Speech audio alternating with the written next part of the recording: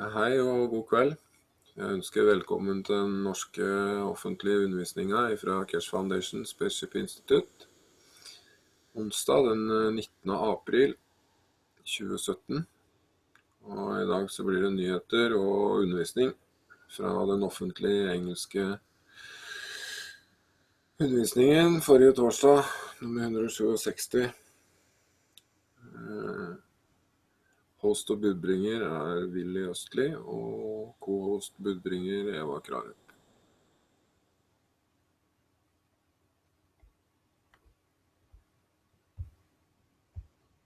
Så.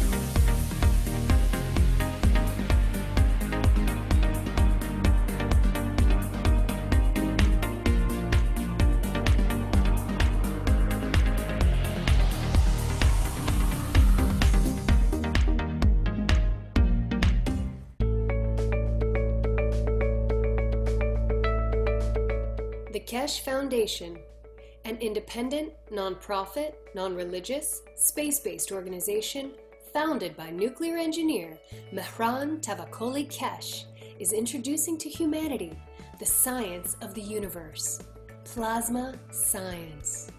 Keshe Foundation develops universal knowledge and space technologies that provide solutions to major global problems, revolutionizing agriculture, health, energy, transportation, materials, and more.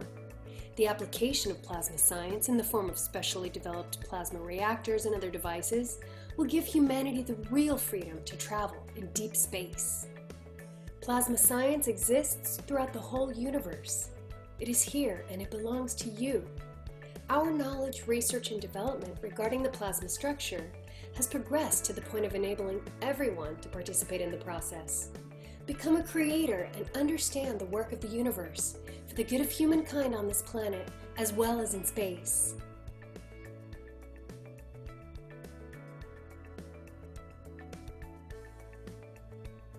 The use of megravs, nanomaterials, GANs, liquid plasma, field plasma, and other plasma technologies have come as a new dawn for humanity to progress and work in harmony with the universe.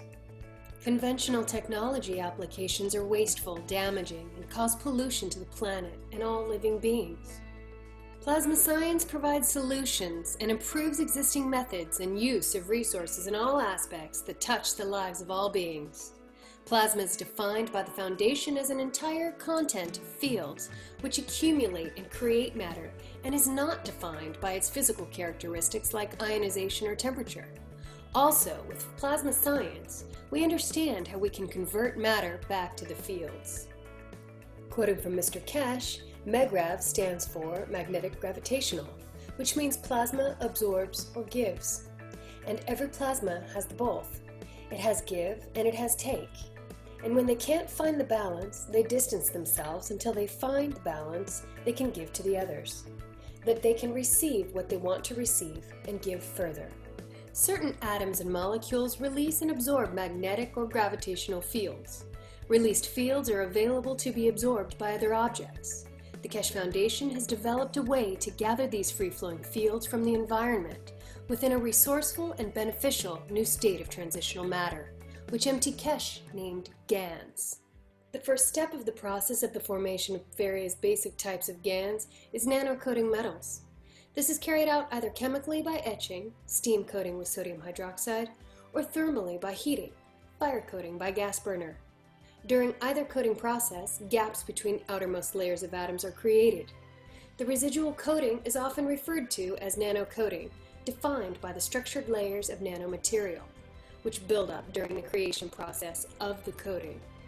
Nano-coated metal in interaction with other various metal plates in a saltwater solution creates MEGRAV fields.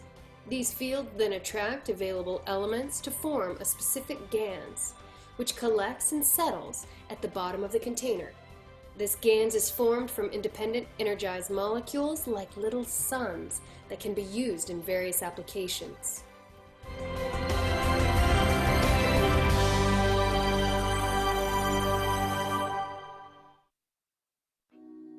The Keshe Foundation is extending an invitation to medical doctors of any practice and speciality to apply to the Foundation's private weekly medical teaching workshop. This includes medical doctors, dentists, and veterinarians. Scientists of the Keshe Foundation developed different types of plasma therapies and cures that utilize advanced, non-invasive plasma technology.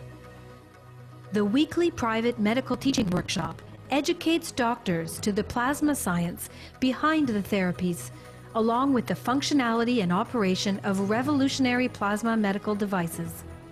The goal of the private teachings is to add plasma health knowledge to the profound knowledge of medical doctors. The weekly class is broadcast live over the internet through a secure private channel every Wednesday from 2 to 5 p.m. Central European Time. Presently, the class is only offered in English. However, you are free to bring a translator to the class. If you can't participate in the live broadcast, you can watch them later at your convenience through a private internet portal. Every patient's case that is discussed in the workshop will be kept anonymous and private. This includes cataloged findings and data gained from the analysis of the patient's health issues. Any medical doctor in the world who wants to participate can do so by sending an email to doctors@spaceshipinstitute.org. In your email, please state your willingness to participate in the medical teaching workshop. If you're planning on bringing a translator to the workshop, please state this in your email as well. After we receive your email, we will contact you with the instructions on how to apply to the workshop. As a part of the application process, applicants who apply, including any translators brought into the workshop, will be required to sign the Keshe Foundation's World Peace Treaty, which can be found at the following web address. All applicants will be required to provide proof of their education and ability to practice medicine, and will also be required to pass an extensive security background check before they are granted access to the teaching workshop. Healthful plasma technology is here, now, the use of which is increasing exponentially on a day-to-day basis on every continent. We encourage you to come and learn about this revolutionary technology. Apply today.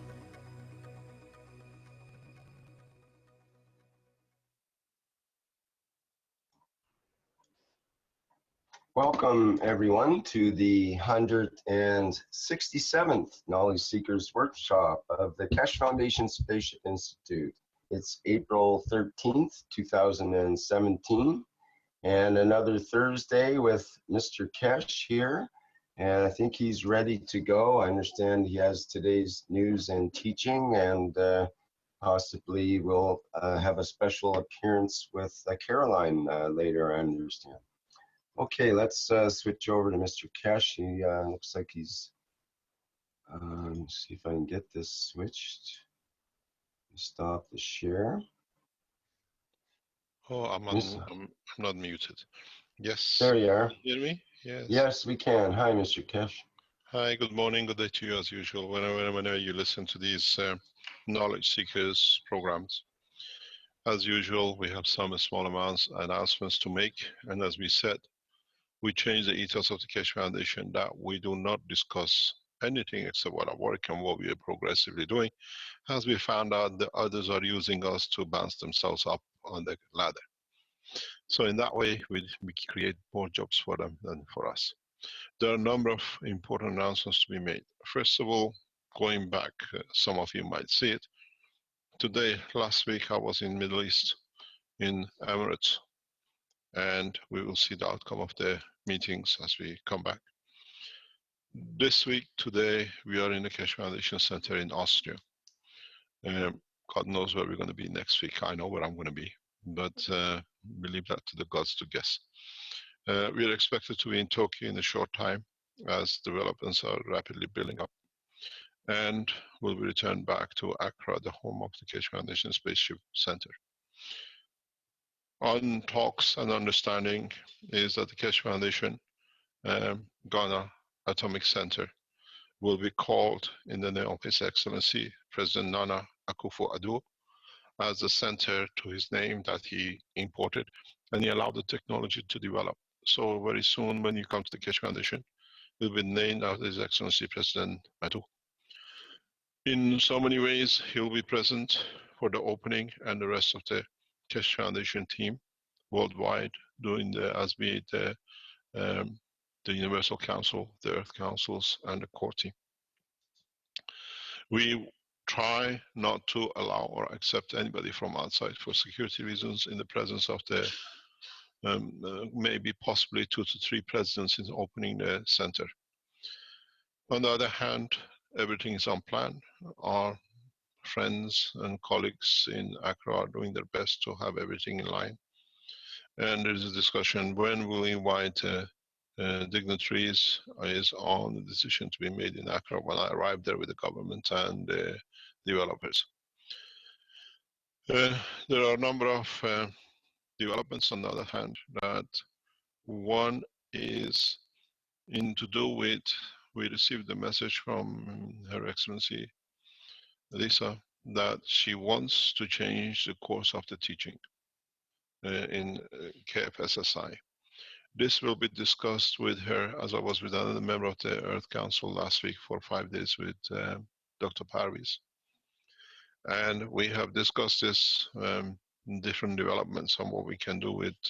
Now we sit to be more or less guiding what they want us to do as members of the council. So as we said last week, there will be developments in teaching, and some people will be moved. In a way, we're bringing more people in the background and the voluntary work of translation and transcribing. So we wait to see what Her Excellency's got to say next week to us, what she feels has to be the next approach, because she thinks that the teachings are not done as she is an ex-teacher to be expected. So as what I call a hand-on teacher, she will guide us in what she sees the teaching has to go internationally for the Keshe Foundation. We will discuss this in the next couple of days with her, and then you will hear from her next week. The other important thing is that in light of the developments we've had in the research with the cancer, as we said, we did the first trial with non-toxicity, which shows that the material is totally non-toxic. And then we did a cancer sample test. And as we informed you that the third trial, which is to do with the animal test, that started some 2 weeks ago. The results from the test coming from Tokyo is so important and is so radical that we have requested the Tokyo University, the Keshe Foundation, for a direct live presentation. Maybe the first stage will be done by us, and the second stage will be done by the scientists from Tokyo University. The reason for this is that in this third trial, which is usually takes months for any response, the drastic results and the data achieved has to be shared internationally very rapidly. What we've seen is that in the trial case that they have divided the animals in 5 groups, 1 sample group, 1 to be used for 1 method of processing, and 4 methods have been chosen. The first method, which has been chosen by the scientists at the university, started 2 weeks ago. In that batch, there are 10 animals, 10 mice. We usually expect, after confirmation of the cancer being progressive in the body of the animal, we give them some days for the cancer to grow fully, and then they take the data on the markers and the tumor. When we achieve that point of saturation, they call it, that the cancer reversal process can be started. What we have seen is total reversal in all 10 mice, which means 100%. This is a major breakthrough for the science. But what we have seen additionally is that we saw the first 23 to 30% reduction in the first 2 days. So the cancer automatically reduces. What we have seen further, except 1 mice, which took him, or her, we don't know, till 7th or 8th day to show the response, every other mice more or less shows 100% no markers, no tumor by the 5th day. This is a radical change. The first 2 animals were sacrificed last week, and in that process we have seen no toxicity whatsoever in any organs. So it shows the process is completely non-toxic. At the same time, and what we are seeing, that there is no residual of CO2 in any organs. We're seeing very, very small, as the scientists say, negligible amount of CO2 and other gases which has been applied in the first lining of the stomach, which they say that's normal in 10 days. This usually washes out.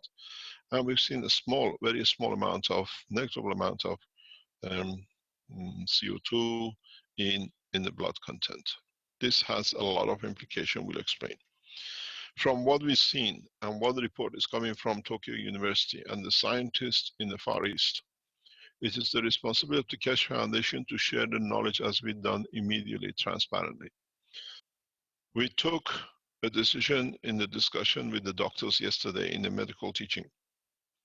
Unanimously, without single one opposing it, the medical team of the Keshe Foundation have decided that we go ahead with sharing the knowledge, which means every man on this planet can help themselves with any cancer. This changes the course of pharmaceuticals. We have to remind you that this test is only done for stomach, intestine, and what we call the last part of the digestion system. The reason we are going in this way is very simple. We are asking if you know, if you're in touch with, if you have scientists who are experts in the ways of cancer, to invite them to come to what we call the Cancer Blueprint Day, which is the 18th of April, next Tuesday. The way we shared on the Blueprint Day, the MAGRAPH system and the energy, on Thursday, the 18th of April, the Keshe Foundation openly will disclose the whole process. If you have the expertise and you think you can use it at home, you're welcome to it. This allows us to bring other research development organizations to share the knowledge. We took this decision of the medical team to the Universal Council yesterday as they were in a session, and We left them to them as this their work to bless the work for the Keshe Foundation and support it through what it goes. So those of you who are or can go on the internet, we will release openly the whole process, the papers, the research, the development. On Thursday, this session will last maybe 5 to 10 hours. We do not know. We take it as it is. Dr. Rodriguez will present a cancer tumor, which we kept away, but it was shown in full in Rome conference as a presentation paper. On the conclusion of the discussions and the papers, Dr. Rodriguez and Dr. Parviz and I will fly to Tokyo for a full press conference presentation of the technology in the coming days. We wait till the Tokyo University conference are moved. This will change a lot of things for the foundation, because this way, not only we deliver scientific paper, we put an end to all the what I call riff-raff talks of the people around, whatever it does. It's important that we follow the process very, very closely. We have to look for a lot of things. We have to look for any condition that our people or the scientists around the world would like to see. For those institutes or organizations or companies, be it pharmaceutical, be it university, be it scientific individual, who would like to have access or try to collaborate fully, we have opened and will open the line is collaboration at cancerprocessing.org. We're looking for collaboration in a large way. We transfer through our channels the full technology to the Chinese government directly, to the Office of His Excellency President Xi on a direct line next week. This is important as we receive a lot of support from Chinese. We will transfer the full knowledge directly into 7 major pharmaceutical organizations around the world. Means we don't wait for them to come and look. We deliver it to them directly on the lines we have, which means they can see the whole presentation and they can start the process.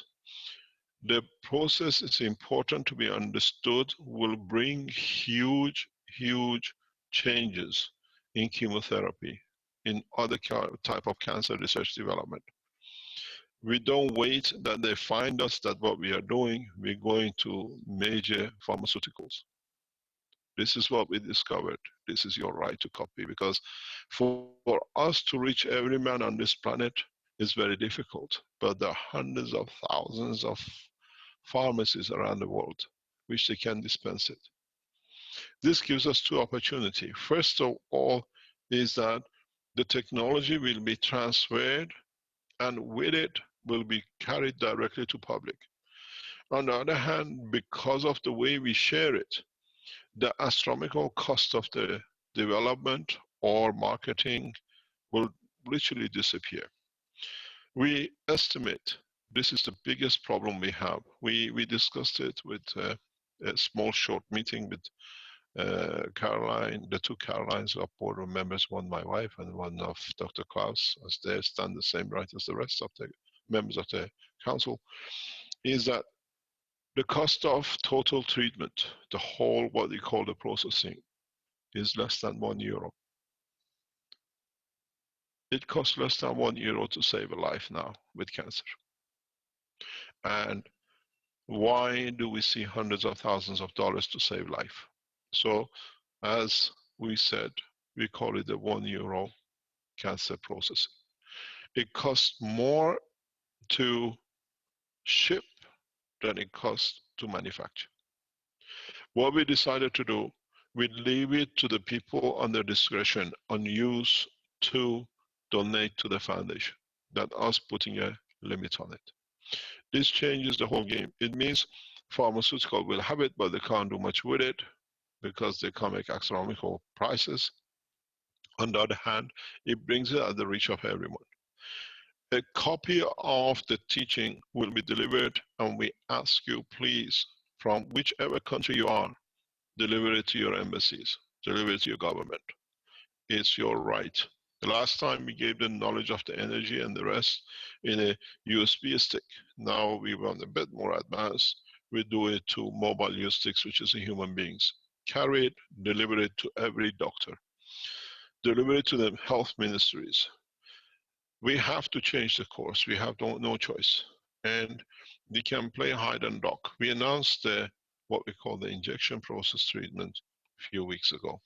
And we stopped with that because now this process is completely non-injection and it's direct consuming the material. But it has to be done in a specific way, in a specific pattern.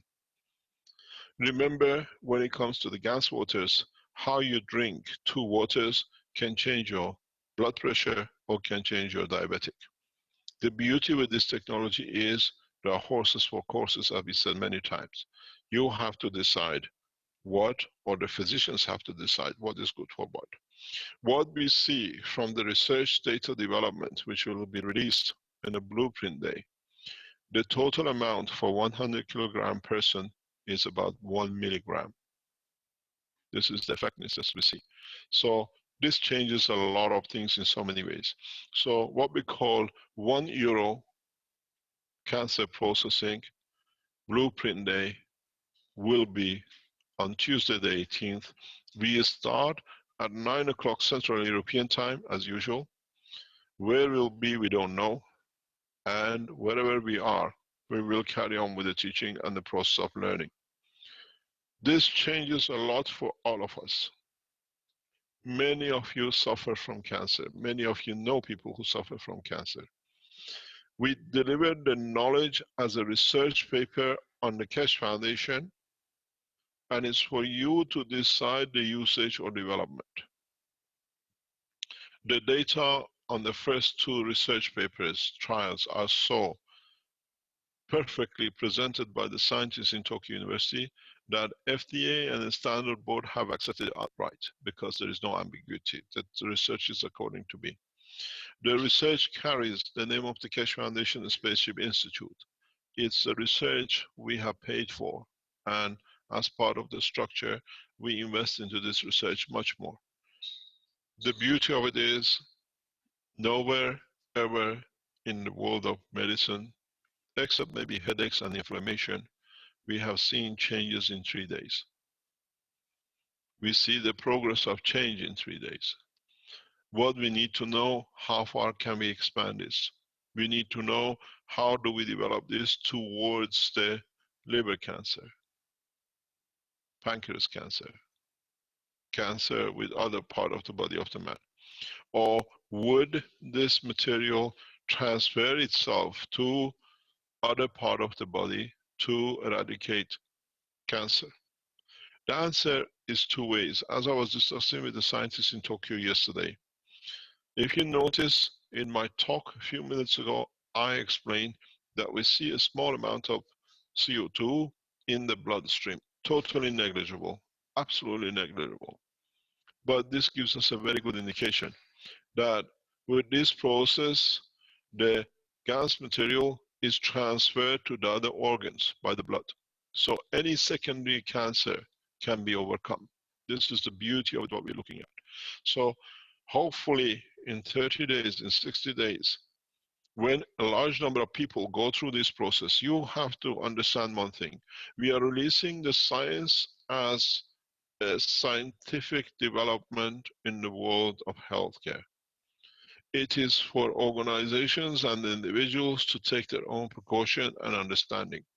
We deliver scientific data in what we see, total non-toxicity in the organs, and what we see as the change of the cancer in 5 days with most of the animals. This is another change in the whole direction of the Keshe Foundation disclosures, open disclosures. We share freely, and hopefully by the next couple of months, we will see a lot of people will respond.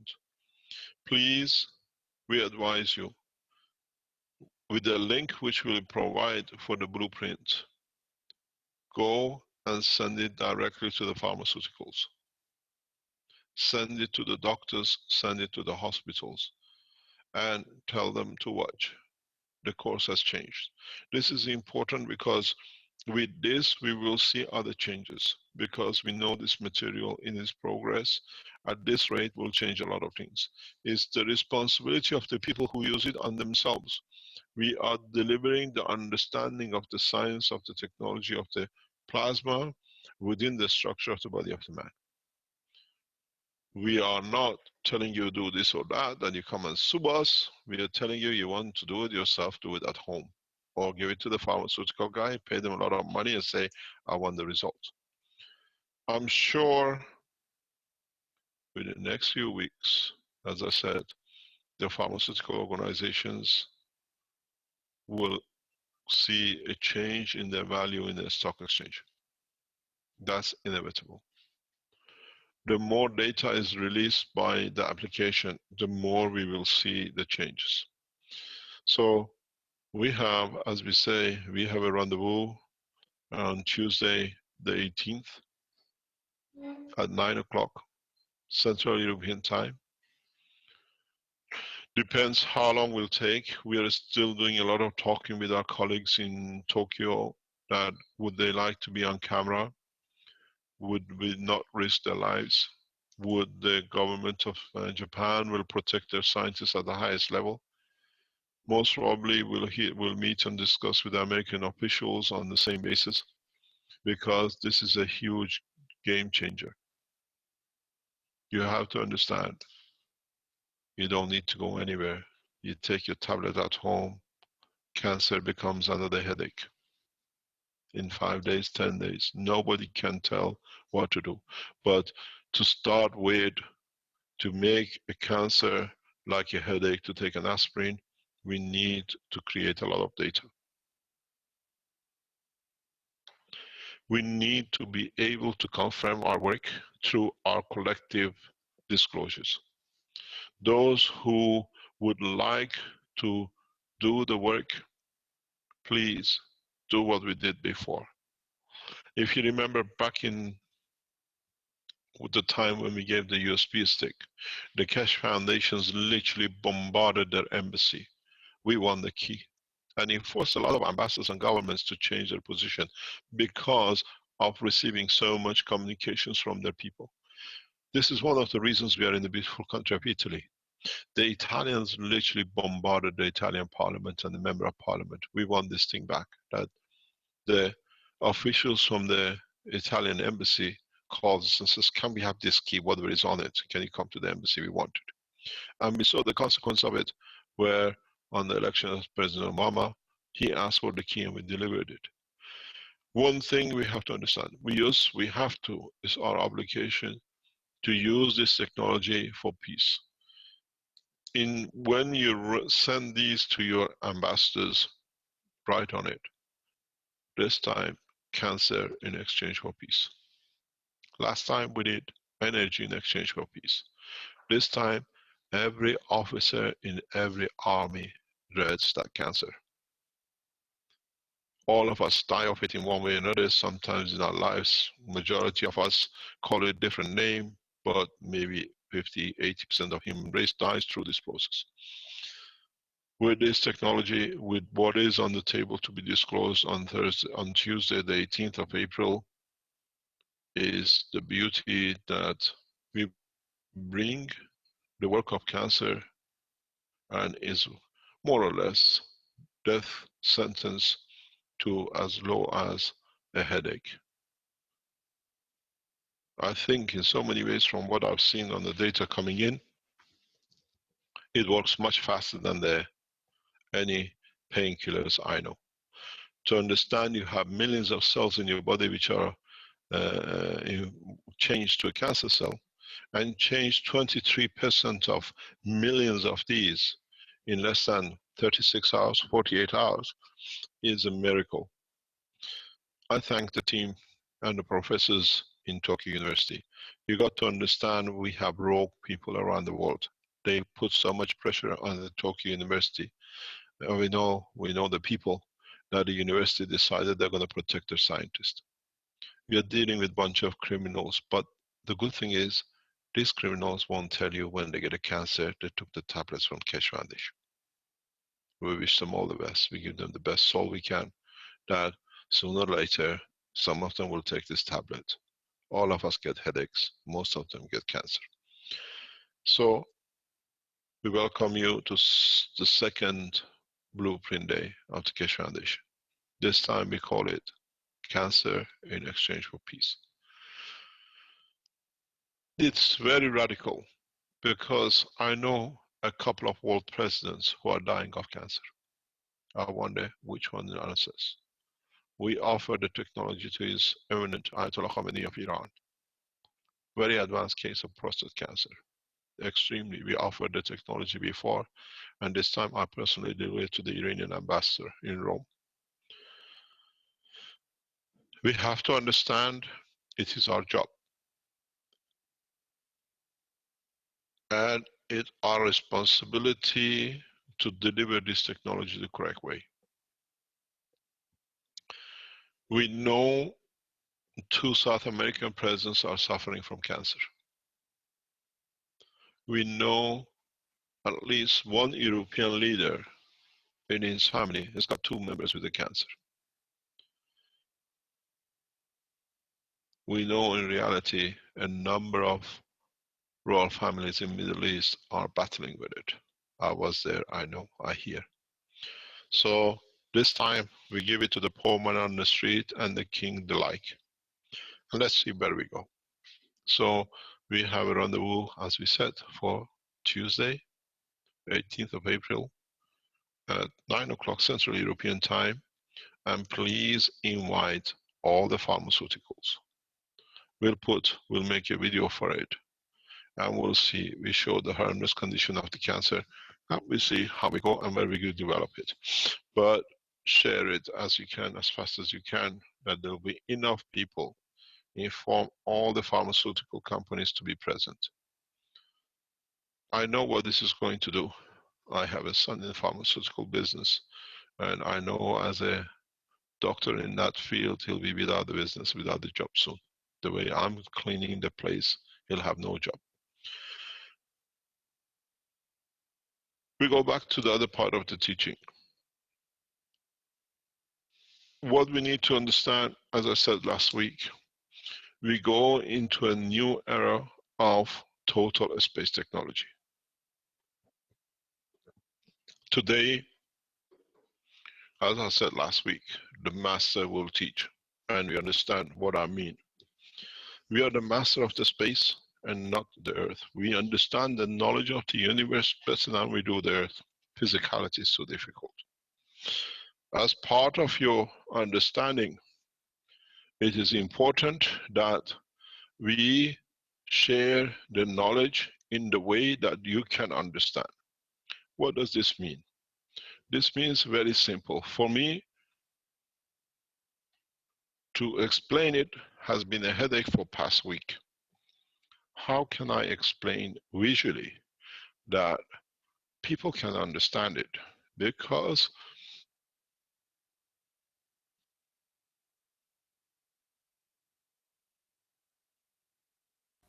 Ja, jeg vil bare si at det var liksom nyhetene, da.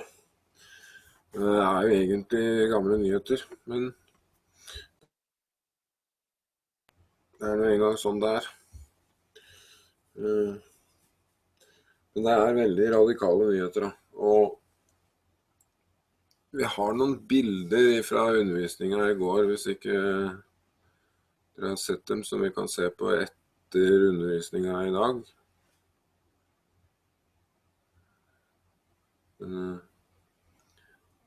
akkurat nå ser jeg jo det at de som er her kanskje har sett det, men kan det være.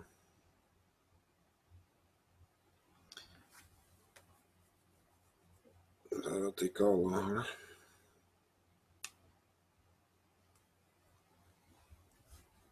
Ja, vi fortsetter litt med undervisningen, så tar vi en pause om litt.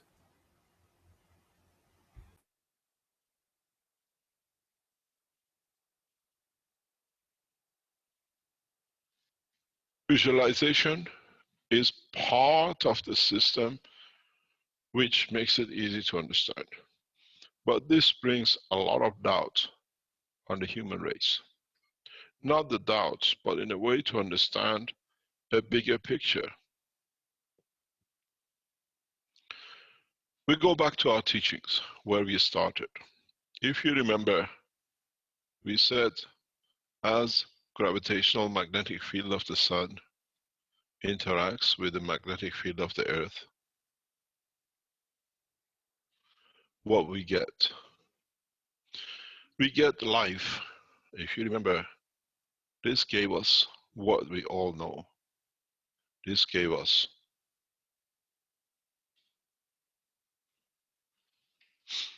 But you have to remember one point.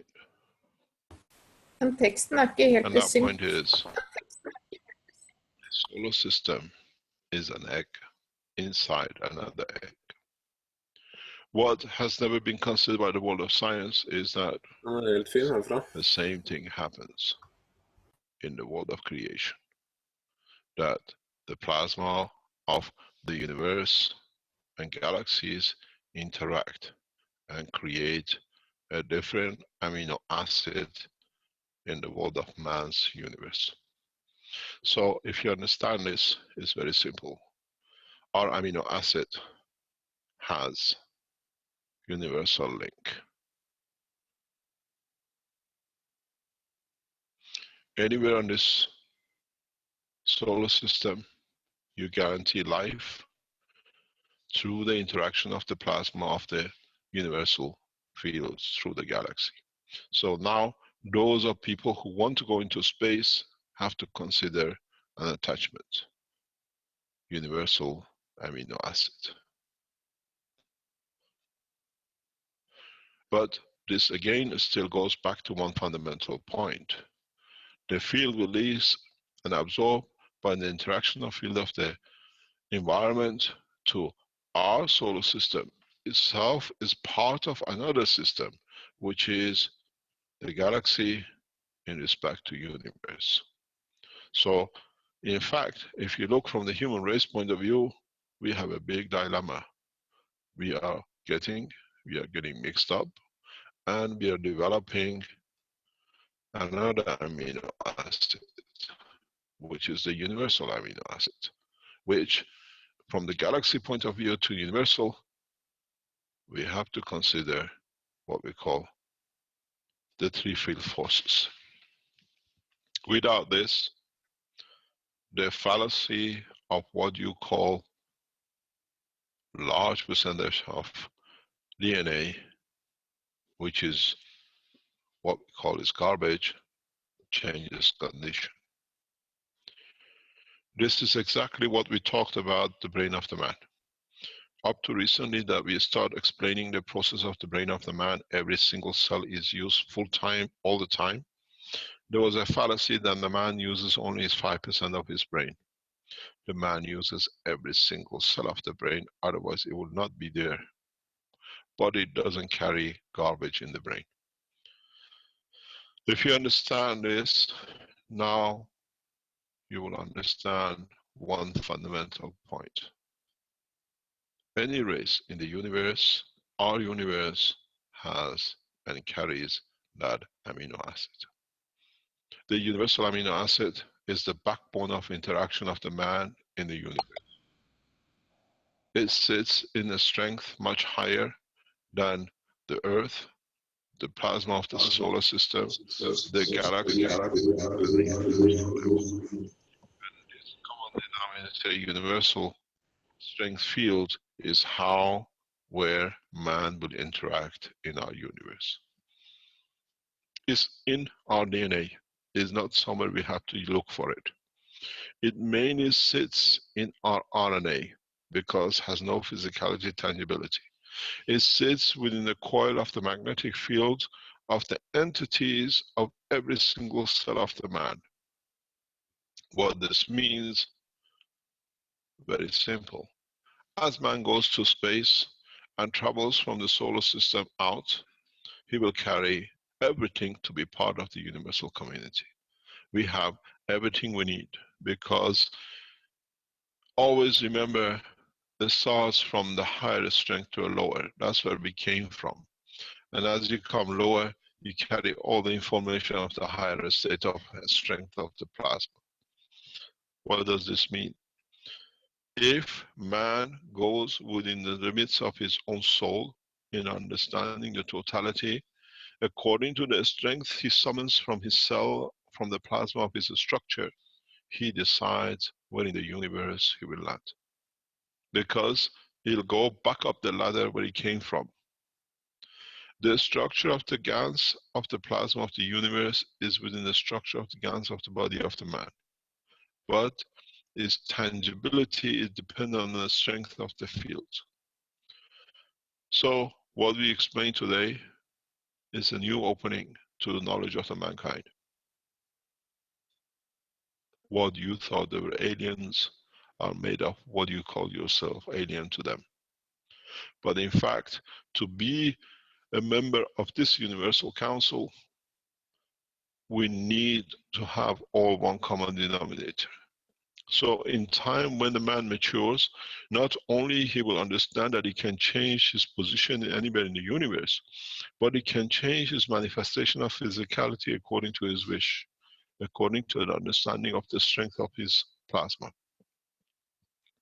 When the man matures, and this teaching goes beyond understanding of the man, is for those who are listening in the background. If you understand, the further step is carrying the unicos amino acid. With that, once man understands, still exists in his amino acid, in his structure of the body, man can move from universes to universes. There is no need for burning, there is no need for matching. There is no need for finding position. You have to go through the soul. And then you travel across universes.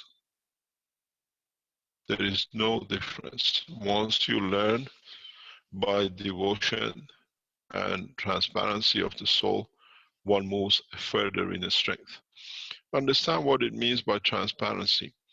When you give so much that there is no much to give, as you understood the work of the, go in this corner, if you go in the work of the plasma, as you release the higher level, you come to achieve higher strength. This is what none of you have ever understood. Maybe today you understand. I always say, the more you give, the more you receive. It's very simple. You should have seen this from the first time I drew this picture. Look what happens. This is you, and this is the plasma of the universe. The more you give, the more you get rid of the lower strength. What do you achieve? Higher strength plasma. This gives you a position to move in the higher order in level of the creation. The more you give, the more you expose the magnetical, the more stronger you become in gravitational. And we know as you go to the center of the what you call black hole, you receive the massive, much, the strongest gravitational field that absorbs everything. So in so many ways, I can stop teaching today because it'll take mankind thousands of years to even understand what is on this board, let alone to apply it and understand the totality of it. This is the teaching of the universe. It's for you to understand, to go to the point of sincerity to give and not worried about what I'm going to get, because by giving you already have exposed the higher gravity to absorb more, to be able to give more. And when a man reaches that point, he will travel the space of universe in no time. As I say many times, there are no time zones in the time of the soul. So you have no time zone. You travel the space of the universe and manifest yourself according to the soul of the man's strength. This is the beauty of the new knowledge. A lot of people don't understand, and if you see, you learn. We teach what we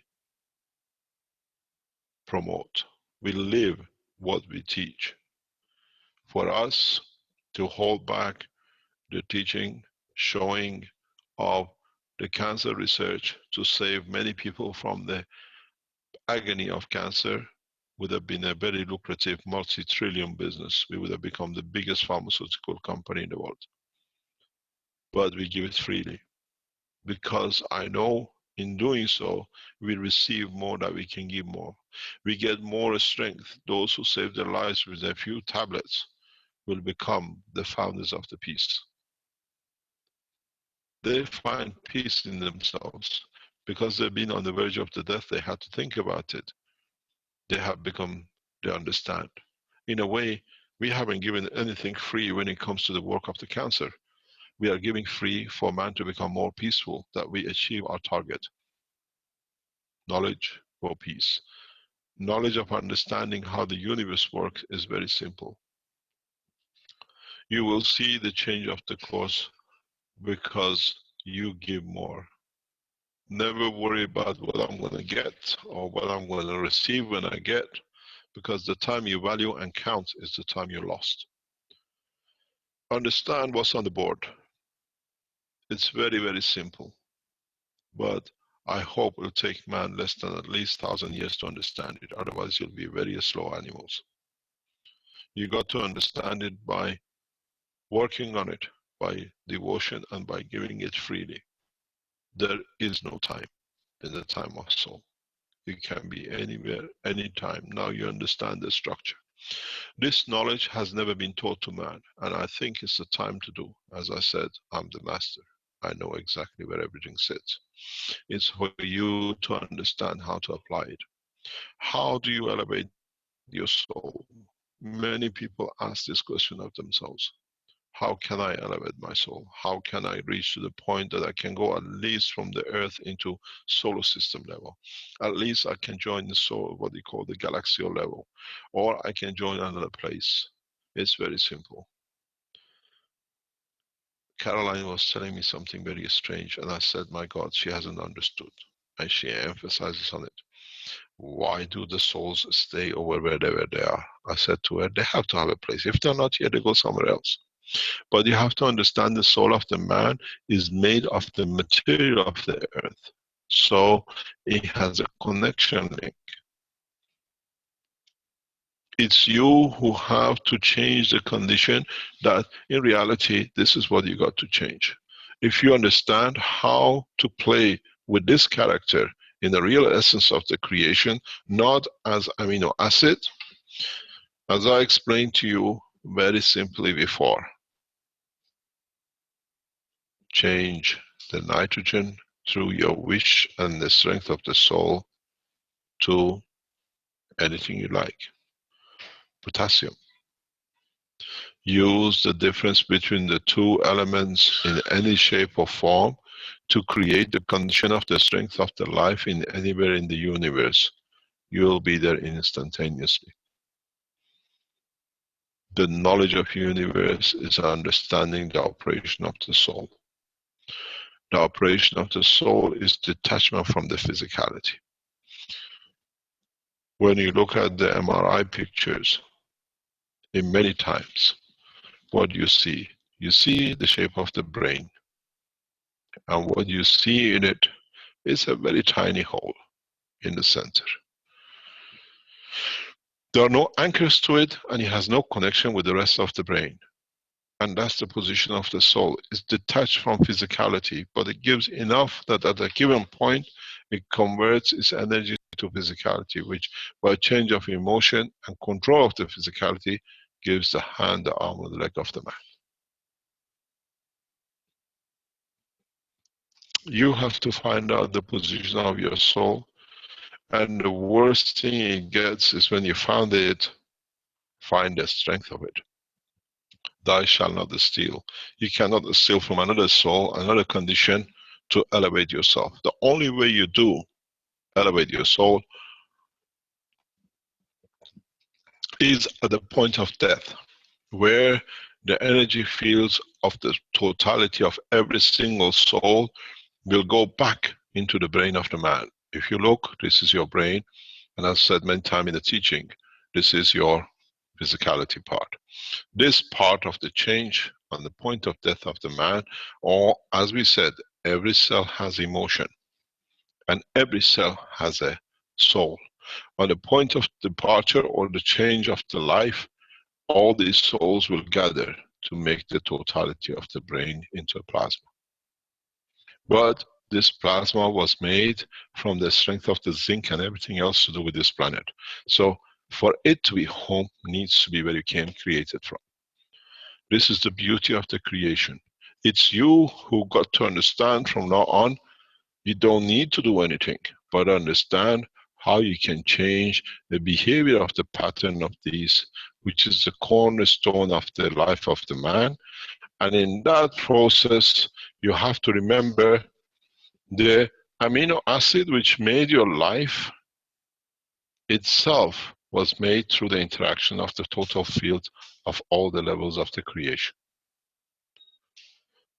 Then you'll find out it takes no time for man to understand the Creator and the work of creation. It's taken several billions of years to man's time to understand this knowledge on board, and it's given to you freely. But I know 99.9% of the people who listen will take them a long time to comprehend, to be able to achieve it. Caroline keeps on telling me, we are not stupid, stop telling us you don't understand. You will understand, but in a long, long time.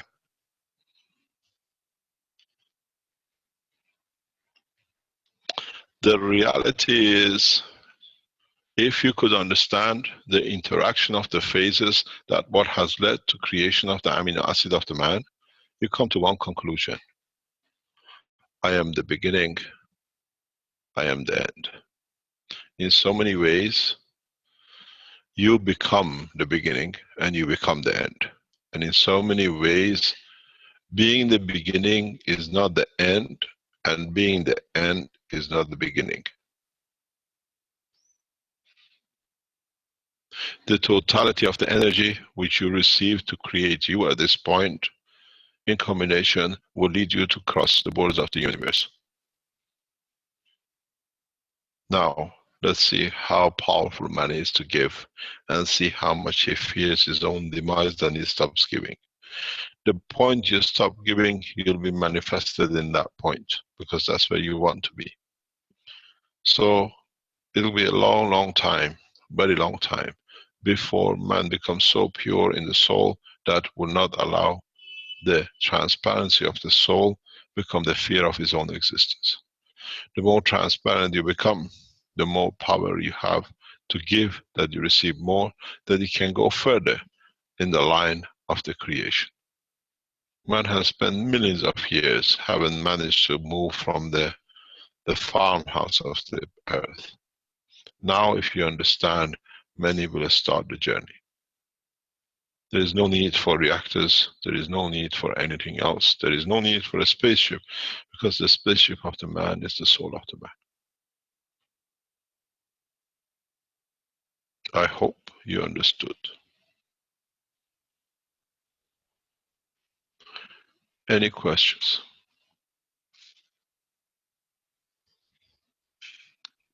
Good morning, Mr. Keshe.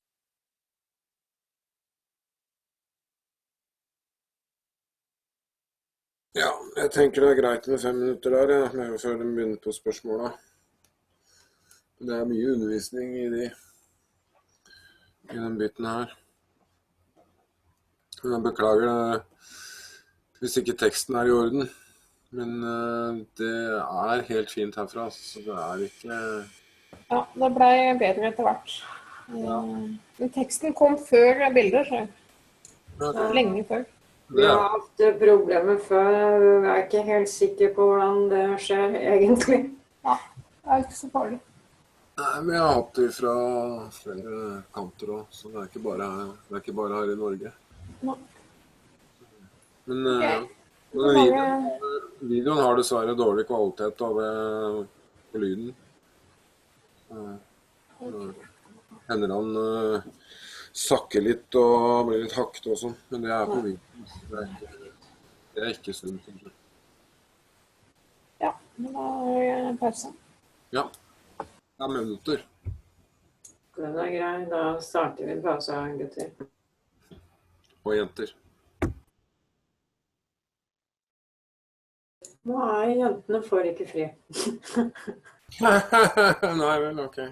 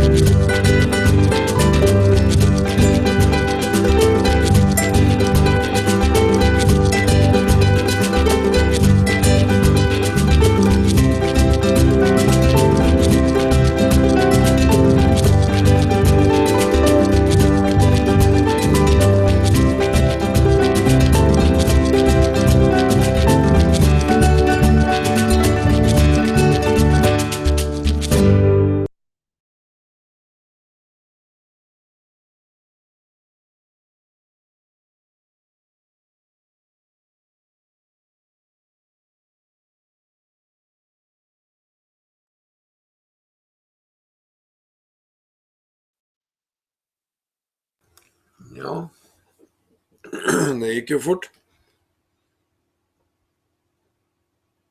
Det gjorde det.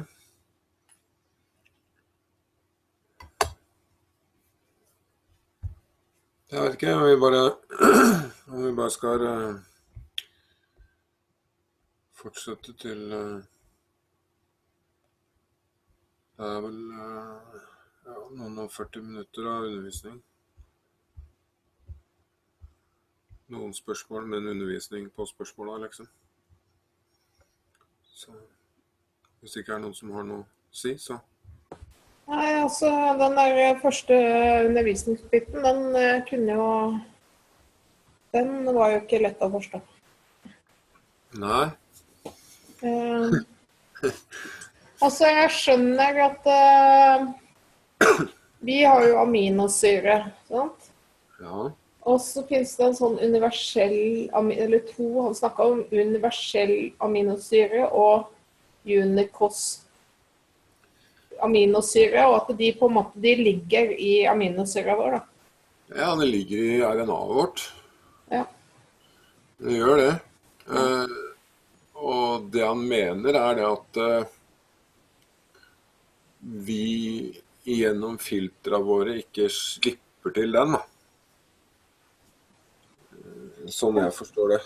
Sånn, jeg har tenkt masse på dette her, men så jeg tenker at sånn jeg forstår Keshe, Mr. Keshe, så det bare en måte å åpne på de filtrene på. Altså, vi kan jo selvfølgelig trene på det, men vi må gi, på en måte, giving, for å på en måte komme innover mot sjelen, eller mot senter. Ja, hvis du ser på den lille snurren nede i hjørnet der, på høyre siden, så det han forklarer der sånn. At vi må liksom plukke av de der halene på snurra. Det den lavere styrken til sjelen der ute, mens... Ja, så jeg tenker, jeg leste noen greier i går som ikke var Keshe, da, men som var litt på det samme. Det var om sånn ascension, det andre som snakker om. Men det jo på en måte, det ligner jo veldig på det. Og jeg tenker at der sto det at man må på en måte bli så rein at man helt rein i tanker, og man må plukke av seg all dritt, altså. Ja. Man slipper ikke gjennom med noe dritt, så man må disiplinere seg selv, og så må man vie livet sitt til å gi til andre, opphøye andre. Ja, det egentlig eneste måten, altså. Det det.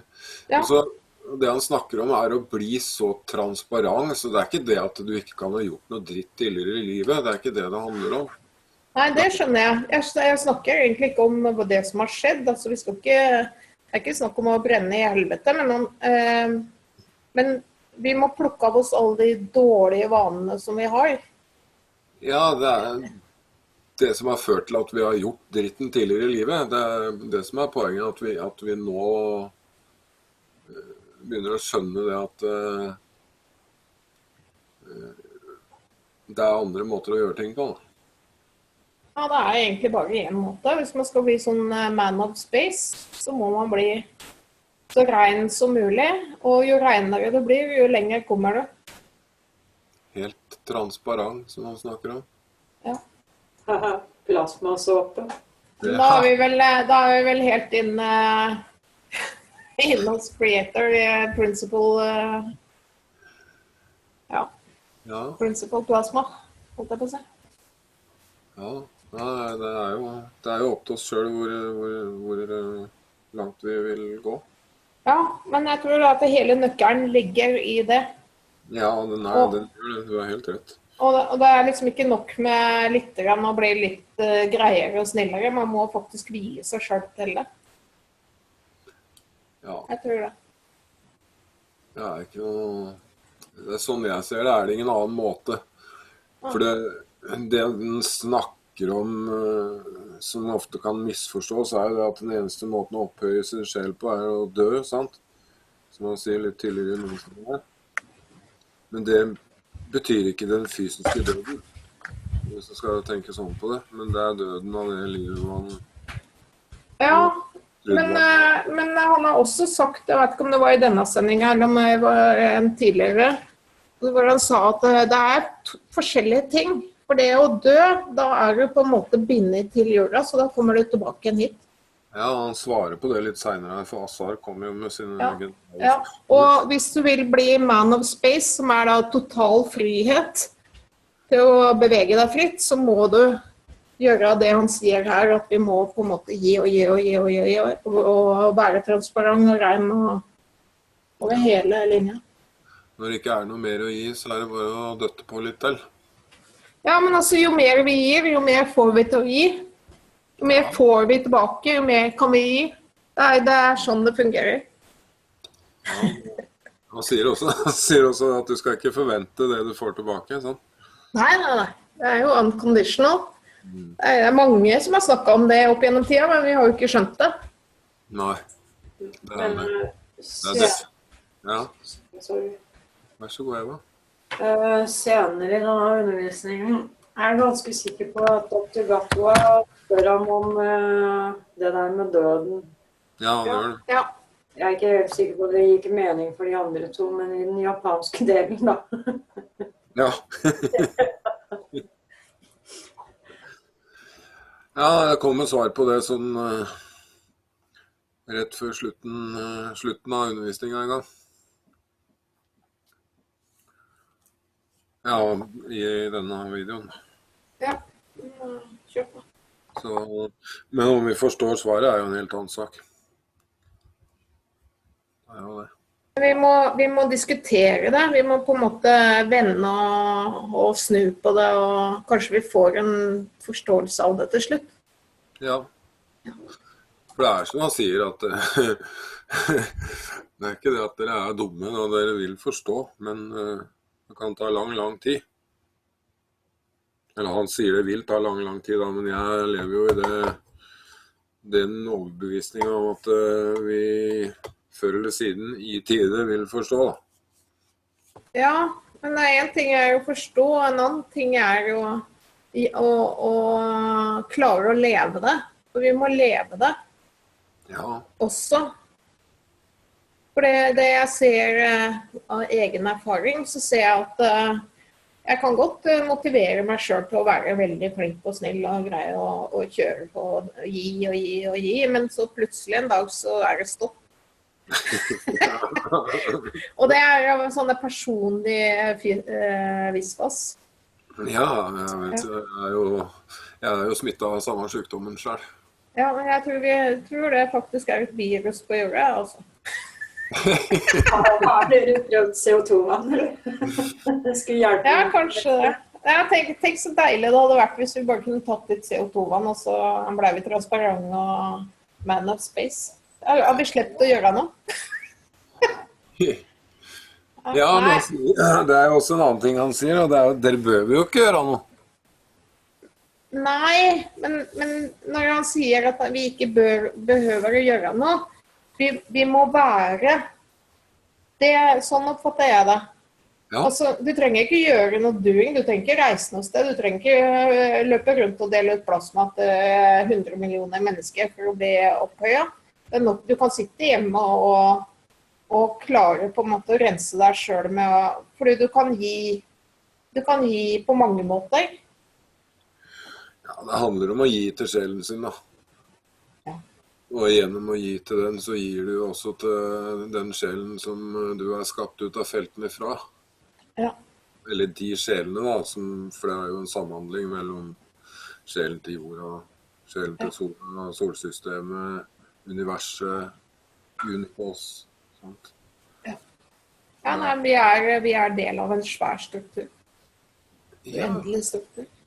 Vi del av en stor mann eller en stor kvinne. Vi en liten celle i foten på dem. Sant? Hvis vi skal ta den helt litt. Jeg ser det ikke sånn, da, men jeg ser det som at hele Unicos da bare en kjempestor plasmaboble.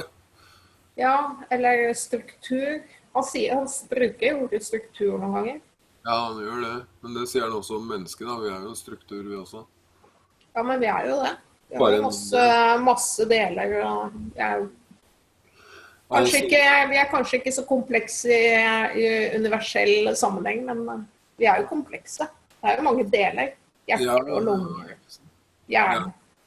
Mange forskjellige plasmaer i en lokka galakse, som man kaller det. Altså, jeg synes da vi ganske komplekse, hvis du tenker på, som man sier, at hver eneste celle har en sjel. Ja.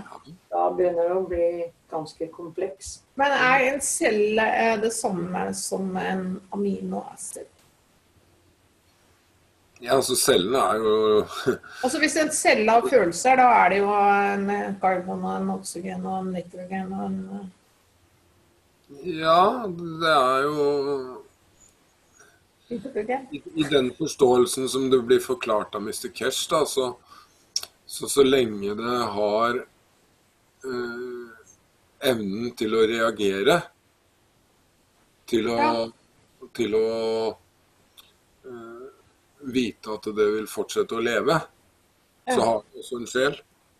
Men vi har jo lært at et aminoacid jo... Du må ha et aminoacid for å få en fri plasma som har følelser, som har en sjel. Ja, det må ikke nødvendigvis være en aminoacid, men... Nei, men en sånn struktur da, en sånn star formation. Ja. Det for så vidt riktig, men du kan klare deg med tre baser da, og så har du en fri plasma i midten av de 3 basene, men hvis du tillegger en 4., så vil du jo få en ekstra dimensjon i den frie plasmaen da. Sånn. Men jeg mener at 95% av menneskekroppen aminoacid. Ja, det i hvert fall veldig, veldig, veldig, veldig mange frie plasmaer i et menneske. Ja, det betyr at vi har på sjelen hvis vi greier har hele kroppen sjeler da, og så har vi en sjel på toppen. Ja, altså, du vet, alle celler har et RNA. Det det forskere kaller et DNA, da. Men det untangible, altså det usynlige, uberørbare bildet av DNA-et, det RNA-et.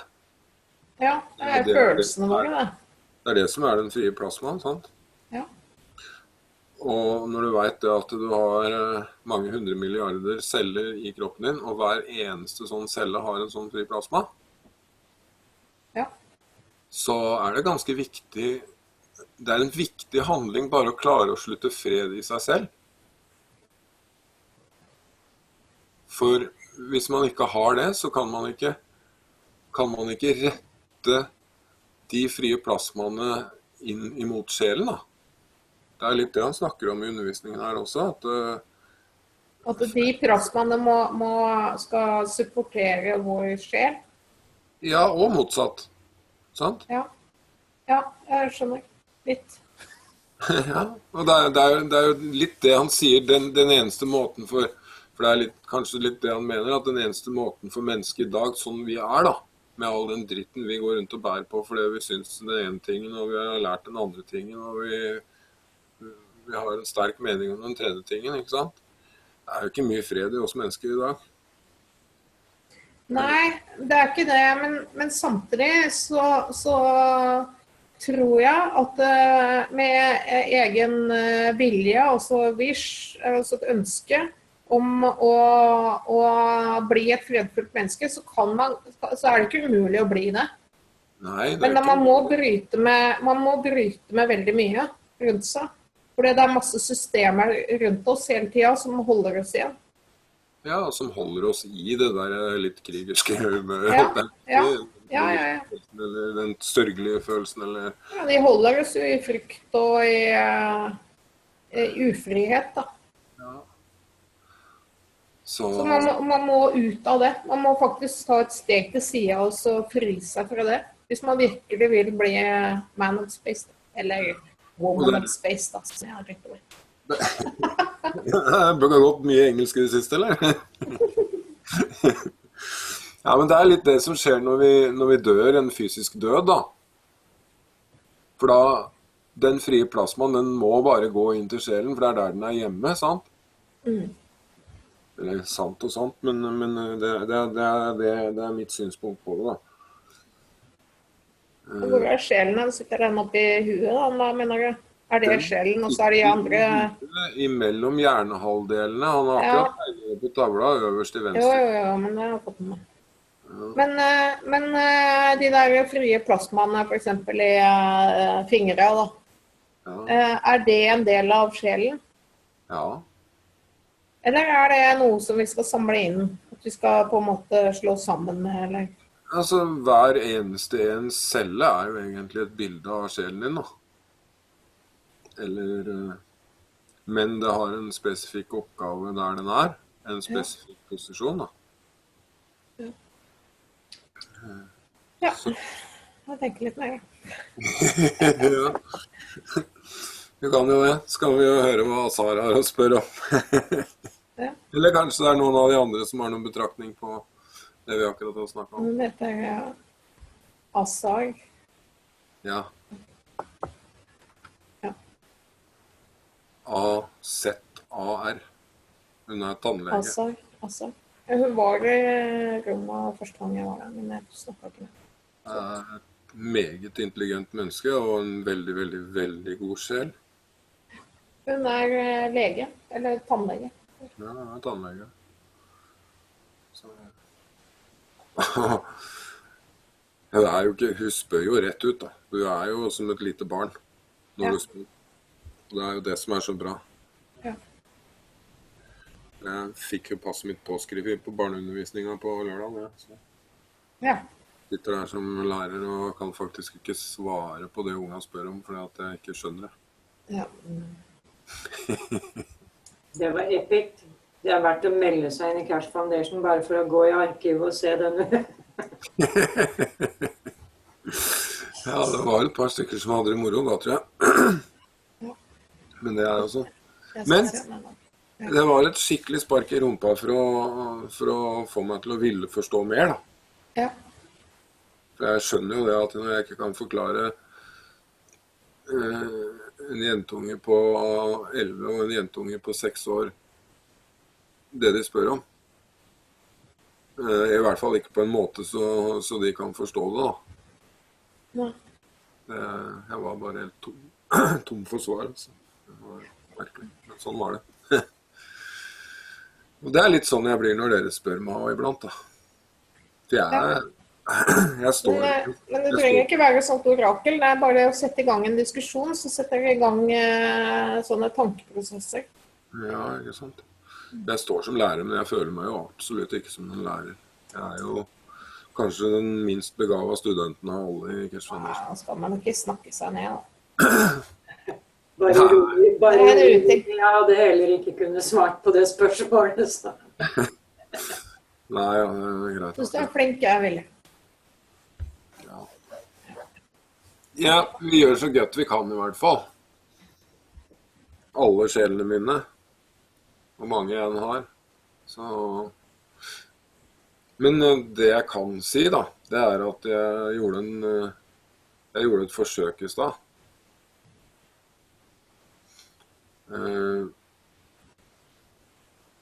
Jeg blandet tørka sink CO2-gans med CO2-vann og litt sink-gansevann og drakk det, da.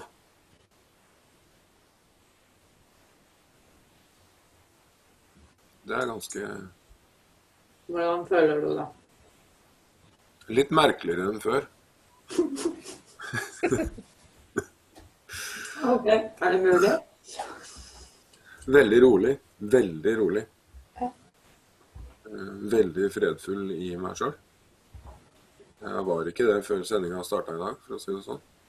Kanskje du skal forklare de to andre hva det egentlig du har blandet, da?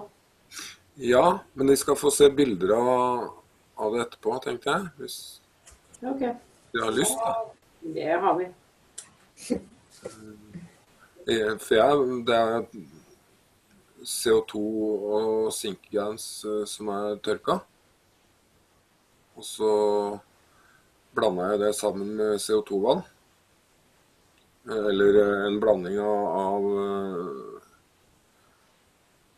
ja, nå har jeg tatt det litt på slumpen, sånn som bestemora mi lærte meg å bake kake da. Ja. Men det hovedsakelig CO2, men med en god slags sink i, så det kanskje 30-35% sink da. Sinkevann. Men du har tørka sink oppi? Tørka sink og tørka CO2, ja. Eller det sink og CO2, det to forskjellige styrker i samme grensen. Ja. For jeg tenkte, ja, han sa det at vi ikke skulle være redd for å satse livet vårt. Og det jo allerede bevist at det totalt ufarlig. Så det I hvert fall ufarlig for noe annet enn ego, da. Ja. Så vi får jo se. Men jeg føler meg helt annerledes. Nå det jo gått en times tid og vel så det. Så bra da, Willy. Jeg I hvert fall ikke da jeg var ferdig ennå. Jeg får vente og se til det ufarlig. Ja, det jo ufarlig. Ja, det. Det bevist det nå. Skal vi også skal vise noen bilder etterpå. Ja. Så, yes. Nei, men vi tråkker I gang undervisningen, så ser vi om vi skjønner noe mer. Eller mindre. Det føles jo mindre ut da. Men vi skjønner mer. Du snill å mute meg også?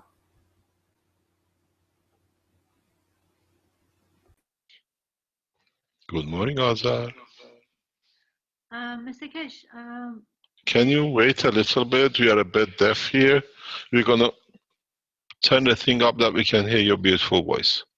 Speak now. When you talk about nitrogen, can you elaborate about that? That you said something about nitrogen? Try oxygen. Try any of them. So you said something that if you do it, you can instantaneously move from one place to another. I mean, can you elaborate a little bit about that? Yeah, you give more, you'll see. You don't need to elaborate. It comes by examination and testing. I cannot write you a recipe to become a man from planet Zeus if you don't have the emotion of giving the same as the planet Zeus. The manifestation of physicality comes from the point of what I call giving.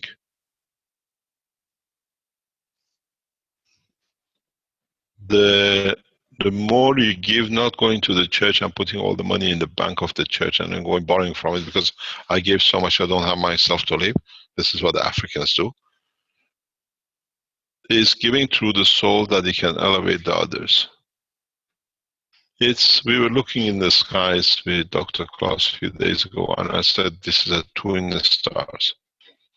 And the twin stars, it means what one gives, the other one takes. Without the other one, there is no.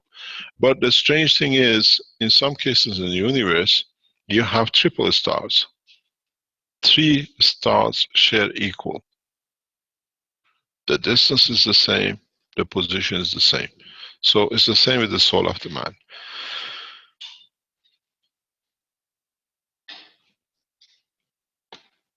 Any other question? Mr. Keshe? Yes, that's the second question. When we I die, think I'm going to start charging you for your questions, Dr. Azar. That's okay, Mr. Keshe. No if I can problem. afford it, no problem. Yeah, we'll take from the soul. It's free charge. It's a direct transfer. Mr. Keshe, when we die, does our soul also the same? Like, for example, if I can manage to use my soul, go to universal community, is one way of doing it. You got to do it. You got to do it before you die. It's no use when the letter is posted. So if we die, we don't join the universal community. It's different. Yes, you're still part of it. Dying is the matter of change of states of physicality. When you die, it doesn't mean it's gone. When my great uncle died, my cousin said something very interesting. He says he's changed his permanent address, but he still got the address. We call it the graveyard. The good thing is, where are you going to post the body and where are you going to post the soul? In many times, many times, man will come to see, to understand. Comes to the point of maturity of the man. Is you come to the point that you post the letter before it gets posted, and people shall not see your physicality. This is the big difference of understanding. If you post a letter, you know where you posted it, but it's posted for you, you're in a package, wherever it lands, it's going to be its home. When you die, you have taken that decision away from your soul. Soul has the freedom, but connection to the earth, because it came from it. It came from its structure. So, if you want to travel in another position with your soul, post a letter yourself. And by posting a letter, you have to understand what has to be done.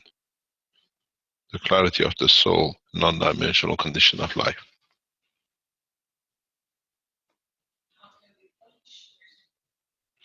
Caroline wants a soul polisher. She says, how do you polish the soul? Very easy. Thou shalt not steal. Read all the 12 commandments. All of them tells you one thing. Thou shalt not steal. Nothing else. Look at all the attributes of the name of Creator in Quran. Is all thou shalt not steal. God is a giver. He's kind. He's this. He's generous. And many times they tell me, don't tell that. God is a man. He's a beautiful man. But we allow it to appear as a woman too, because it's much nicer to blame somebody else for the mistakes.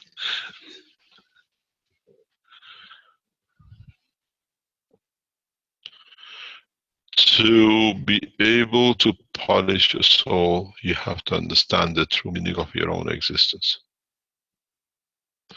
The strange thing is, when you lie one word, you go back 1,000 steps. You go back, it's not worth even considering it. Hurting your soul sets you back thousands of years. So now start polishing. Now start understanding. I explained this to somebody very recently. What is one of the 12 commandments? Thou shalt not be adulterous. Adulterous is not missing, it's not a physical interaction of intercourse. Is very much what happens. If you're committed to another soul, when you give, you don't give what belongs to that soul to somewhere else. Now you have to go and gain from it, so you lose twice. When you lie, when you cheat, you take away from what it belongs to somebody, so you already have gone back. And the people will understand, this is the beauty. I explained many times, even in our organization, I try to make so much comfortable, so much transparent, that in the workplace, in the way you do things, that people don't need to lie, because it's your job to make sure. In Keshe Foundation, I'm very transparent. I tell everybody everything, but they've been so much lied to that when they hear the truth, they can't accept it. So they have to make their own lies. So they go lower and they find out they can't achieve what they wanted to achieve, because they already lied to themselves. The biggest thief of a man is the man himself taking from his soul. And one day man will understand.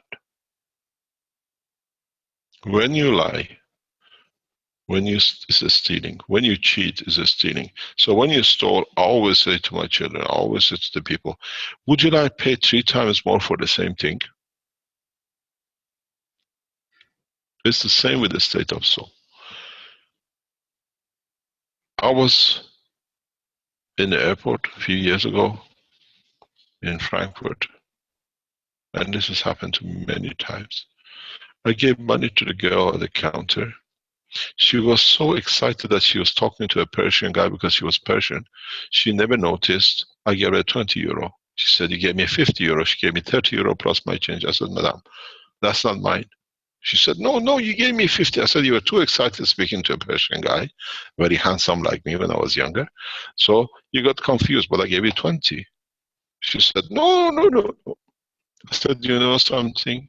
I've got 2 hours flight. I'm sitting there. I sit right in that chair. You count your till. If it's correct, I take my 30. If it's not correct, at least I go with a clear mind.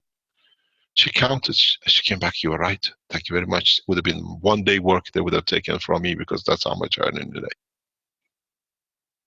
Doesn't make any difference. But I go with the freedom of thought because somebody says, oh, I got 30 euro. It's gone. It's done. But now I have to go and earn 90 euro to pay for the work she's done and her soul. So I lost 3 times more. Why should I? Once I give the money back, once I have to work for it twice, third time is I lose the time I was supposed to earn something else to pay for the penalty I carry. Why should I? I don't work that way. This has created a lot of problem in the Keshe Foundation. I tell people, this is where we are. This is what we take. It has to be, and where we sit. It's no good if the man doesn't understand the process. I have a problem, I talk. I have a problem, I explain. Because when I see a problem, when I explain it, it's not my problem anymore. So my soul can carry on with other works. Many people choose the path of finding an excuse to cheat, finding an excuse to betray, finding an excuse to steal. But at the end of the day, they don't understand, betray their own souls, their own life, and the rest of it. A fool pays 3 times more for the same product that he can get it with one payment. And once you understand that, you'll find your soul elevates very fast. I had the most beautiful time in past 5 days in Persian Gulf with Dr. Parviz. It was just 2 of us. And it brought me time. It's the first time I had time for it, months and years to be alone. And Dr. Parviz is very much on the strength of the soul, very much I understand. And it's beautiful to be with him. When I came back the next day, I felt the condition which I used to feel when I accepted this mission. Freedom, detachment from the attachment of physicality. And you can fly. You fly. I could see the soul of the universe. I could go back home. And you see you don't need attachments. I spend more and more time with the Earth Council and Universal Council because in so many ways what I give to them is what I get back from what they don't know they received, that it allows me to promote the soul of the councils. It's very strange. If you post your own soul, your physicality, you decide at the point of manifestation. If it's posted for you, that's all the soul is there. It has to stay in the conjunction, in contact with where it came from, because it does not have any other physicality except where it came from. You will find, it's in the writing of Baha'u'llah, is the name, it says, no physical body has to be buried more than 1 hour from point of separation of the soul from physicality, what you call death. When it was written 140 years ago, nobody could understand. Oh yeah, with their rule, you find the Baha'i graveyards very close to the center where people can bury them within 1 hour. But that wasn't the rule. The rule is, if you understand, now that you understand the space technology the way we do, and it was a knowledge open to Prophet of the past, somebody dies in planet Zeus, Earth become a graveyard for the man who used to be from here. Everybody wants to come back. Would you like to open the graveyard of souls or bodies? The understanding has to be understood in the true meaning of what the prophets of the creation call.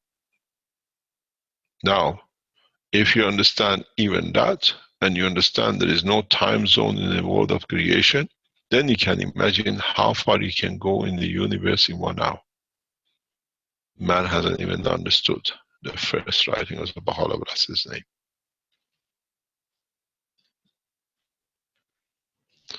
Any other question? Mr. Keshe, Yes? good day to you. It's Jalal from Iraq. I have this question for... Good day to you. I was near your country. Phyllis last week. I saw your land is beautiful. I hope it's You still have, beautiful, my dear. it's dependent on the perception of the man. Yeah. We all wish that everything will come good with your technology, sir. Mr. We'll Keshe, see. this question, I have it for about 5-6 months. And every time I want to ask you about it and something happens. My question is, everything I It wish. means you were not ready yet. Yeah, maybe. It meant you were Always. not ready to understand it. Maybe now I don't understand it, then we have a problem. No, I think you understand it very fully. Everything I wish or I plan, it will not come true. And everything I make it randomly, just in 1 second of thinking, it will come 100% accurate. If I play lotto with random numbers, it will I'm sure it will come 99.9% accurate. But if I plan anything, even I planning to ask you something happens. Don't go to a casino then. No, I tried it. I didn't succeed. Yeah. So Carry on. what's happening here? Anything I wish, anything I plan, I will not succeed with it. Isn't your wish tempted with the wanting and needing that somebody else possesses? Where what you don't plan comes from the balance of the field forces of the universe because it's been already predetermined. Maybe I thought about that also. Yeah. We have a very nice saying in Farsi. We say, not necessarily what you want is good for you. But it's for people, for wishing all the time, wishing good for people. Maybe it's your wish physically, but in your soul says, if they have it, I have less, I better keep it the other way. You know something I always say, what people say is not what necessarily they think. It's the same with the emotion and the soul. And you have to understand, when you become closer and closer to full transparency, you leave your work, the work of your soul, to the hand of the universe. This is what is called a full trust. What you don't wish comes true, it means the position has been achieved for your body to find its balance. What you wish, you're putting the magnet in a position you want it, and the other magnets have to move to fulfill your wish, and they don't want to move. That's all it means. Because the wish of a man is the totality of the structure of the soul of the humanity. One day man will learn. This is what I said. People who used to be the knowledge seekers, the original knowledge seekers, Armin is one of them. I put a bulb, a very nice bulb, in the center of the table, filled with ganses, to the top. And this bulb was hanging. And I set the teaching room in a very square shape, that there was no, I never take a seat where I sit that they have to look into. And the ball was here in the center. We still have this ball. I told them, when all your souls wants the same thing equal and you're transparent and true to yourself, the ball will shine. It'll become the totality of the universe. It hung there till John planned my murder, and the ball started going black. When I saw the black, I said, my murderer is here. It was so simple. If the truth has supposed to be the 8 people having the balance equal, when it goes black, it means somebody is taking too much. And when you take too much, you take a life of a man. I knew with that ball, there is a murderer on the table. But it became 2, because they start working as an association. And stayed that way. That ball is still there. It carries the wrong intention of John, because he came to murder. In a very short time, the Keshe Foundation supporters will see how the balance will come. In a Universal Council meeting, I said last week, 2 weeks ago, my wish is the end of kingship. And I actually see that to that. Because when you have somebody has to be the top and a king, he'll do anything to stay in his position. When the man is equal, because they're all equal in the soul, then physicality will give. So in a short time it come, very short time, before you can imagine, there shall be no kings on this planet because the man will be equal. But once it starts, I call it the autumn of kings. Where we had the spring uprising, we'll have the autumn of the kingship. Because it's time for it. To progress to the equality of the man in soul and physicality, we need to understand nobody is higher than the other. We are only by serving. And then the more you serve, goes back what I said. The more you give, the more you have, the more transparent you become. And then the strange thing is, as I said, when you give, you don't need to lie. It's the job of the person or entity which receives it, if he likes to accept it. If he accepts it, he has to change his position. And this is the reality. Many times, many human beings are tested. The biggest test for man, because lying was part of the structure of the life. You got to understand something in the culture of the faith and religions. Those religions who force a man to bend 17 times or 5 times or 1 time, or those who don't bend to anything, just they do what they like, you see the progress of the cell.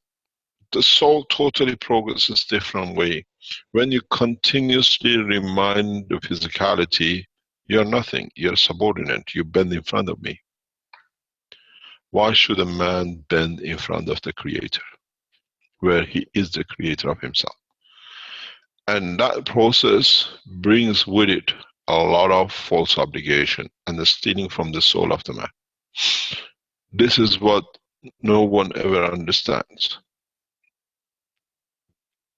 The creator of the man's problem is the belief of the man in him being correct to himself, but not the others.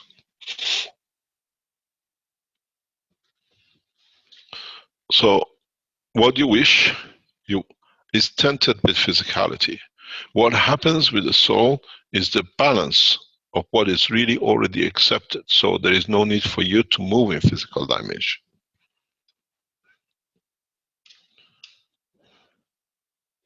The soul of the animal is much, much better than the soul of the man, because in so many ways there is no animosity.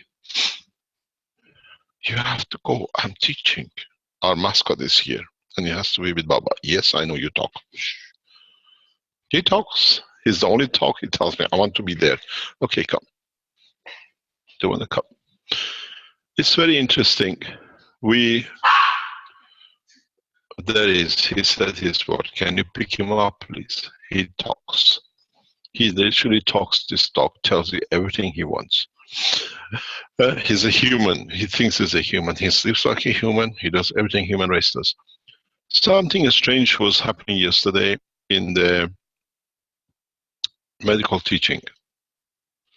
I think we lost it, or it's Kramen is back. Sorry, Mr. Keshe, I wanted to get your video on there so we could see the action with the animal and so on.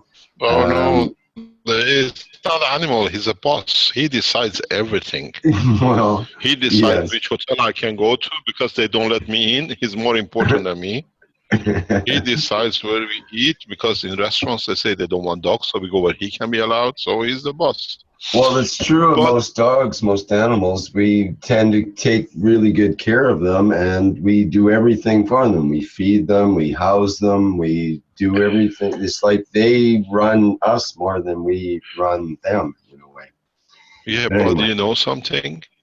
They got very complicated and sophisticated, these animals. They even have a human passport. Without the passport, you can't move them. They're getting upgraded. This is very interesting. what is interesting, as we were talking yesterday about the animals, and we were discussing it with or sitting with the medical teaching, Caroline said something very nice, and it made a lot of sense. You know, we have tested all these cancer trials now with the live animal, with the mice. So there was a discussion that to use this material, the new cancer research development on animals, it needs FDA approval. But we actually use the animal to prove they have already passed the test. What are we going to do to get FDA approval for it? So they have already been approved before the human race. And it's very strange how we treat them and then we ignore them when it suits us. Many times I always say, in the animal research, because I came to understand animal research in a very, very early stage of my education. I have a very nice friend. He's a lecturer, he's a professor in one of the leading universities in America. He's a pharmaceutical guy. We used to share a house together in center of London. So anytime you wanted a food, you go and eat with your housemate. So I had to go to Imperial College, go into the lab where he used to literally, I could see mice with the bits on their head hanging around. They had to do tests. What we do now with our animals in there. And many times I saw him with stress. And then next thing I knew, he comes home 12, 1 o'clock in the morning, says, everything went wrong. The experiment is wasted a week. I said to him many times, did you put the right intention into it? Or you wanted to do it because it would have justified your results? He said, you don't understand this, Mehran. You don't understand. We put in the centrifuge, it has to come out, this chemical. I said, you took the life of animal. You had to have respect for it. He'll give you what you want. And he understood one day. And he came home and says, Mehran, it works the way you say, huh? I understood this structure of interaction of the soul from early age, very young. I could see you can transparent emotion without other people knowing. I said many times, you can make people fall in love with you like nothing. And the falling in love with you is not the physical, but through the soul. And that soul bond means, doesn't matter in what dimension you become physically, is irrelevant, because the strength of the connection, what you call love, is at the higher order. When the people of the universe brought the knowledge to man, they call it the soulmate. What does the soulmate mean? It means a respect of emotion and physicality. At the soul level is total transparency. And people don't understand. It says we are soulmates. This came from man of space, because man at that time could not understand the totality of the strength of the soul. It means I'm independent of the physicality and emotion. It means I have bonded at the level much higher order than the existence of the man in the physical condition. It means then you understand man in its dimension of the souls have many mates. It's him who decides who shall be or shall not be. It's not that you have one soulmate. In many times, in the process of the development of the soul to become the messenger of the universe for the mankind, we meet many souls in our travels, which they are the old souls we made commitment to as friendship commitment in our passage through the universe. We meet them in physicality in different dimensions, and it's not the man who understands what it means. They take it as you are lovers, but in fact you are people who share the balance of the position at the higher order. And by receiving the new soul in your proximity, you receive more energy that you can give more. So next time when you speak about the soulmate, understand what it means. Soulmate does not mean physical attachment to sexuality, but soulmate means we have gathered and understood each other's strength at the level beyond the physicality of the man without physical interaction. Does not mean anything more than that. The one who's illiterate reads it the way because it suits it. But in reality, that's what it is. The knowledge was brought to the man, but the man never understood the power of the soul is beyond the position of physicality. And in the world of physicality, we have many mates and friends and whatever. We go drinking, we go playing football with, but we never marry to. It's the same in the level of the soul. We have in the world of universal community many souls from different parts of the universe. And as the man progresses in that direction, he'll understand more and more. Because creating a soulmate in the space has a lot of advantages. It brings you coffee like this, but what it means, when you become the messengers of the universe, when you have a soulmate which has the same strength of understanding at a given position, it's like you go from, let's say, Austria to Washington. You know somebody there. You walk in, they pick you up from the airport, they take you home.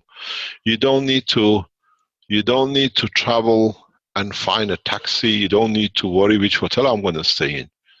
This is the destination, but the strength of the soul. Man, one day will understand the true soulmates are the guidelines of the man travel in deep space. It's actually very much is like a little house with a little light in it that you know who lives there, and this is another post on the way to where you go. We make many, many soulmates in the travel of the space of the man, because without them, the deep space is a very dark place and can be lost very easy. Now you understand why we call what I wished it didn't happen, but what I did not wish it happened, and I knew it. So it means you have started understanding the difference between the position of the soul and the physicality. Next time when you make a physical wish to win a lottery and you buy that and it doesn't win, do a different way. Say, I put this money that somebody will come out of the pain. I do not need it, but I hope will survive, will serve somebody else's. According to the statistics, 95% of the people who win the lottery, they become worse off after 5 years because they spend it so much they never know it finishes. And then they become worse because they had a taste. Psychologically, they become deprived. This research is done by a group of Camelot in England about 10 years ago. They followed the number of people who became millionaires with lottery, and they saw how over years they became worse off. Now, they tell you won 100 million, but they tell you can't spend it. We tell you how to spend it. We structure it for you that you stay millionaire for a long time. We let you spend the first 10 million because you wanted to have 2 Rolls Royces and you have to have the house and everything else, but the rest we look after. It's beneficial both for the man who won it and for the organization. Now they take 5% commission on what they manage. So it pays off very well. They get their 1 million back at the end of the day. You got to understand the interaction between the soul of the man and the physicality of the man. And in so many ways, how you interact with your soul, as I said, decides the length and the separation of the boundary of the physicality to the dimension of the soul and emotion of the man. Then you understand how can you reduce your size and change your shape according to the wishes of the soul. You've seen these very smart, rich people. They fall in love with a girl who has nothing and they will start living like them and they become what are called tramps, just to fit in because they love. It's the same process. You have to fit in the structure of the soul of the man. Then you decide how you manifest yourself, how you will look. And some people who reach the point of it doesn't matter anymore, physicality, they understand it's irrelevant, they give up. But by the time they give up, they realize what they gave up on, they cannot have the past. And then we see them as tramps.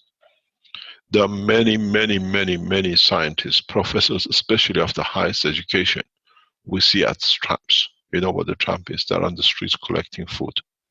When you speak to them, they are seated professors, they used to be, and they found out the reality is not worth anything.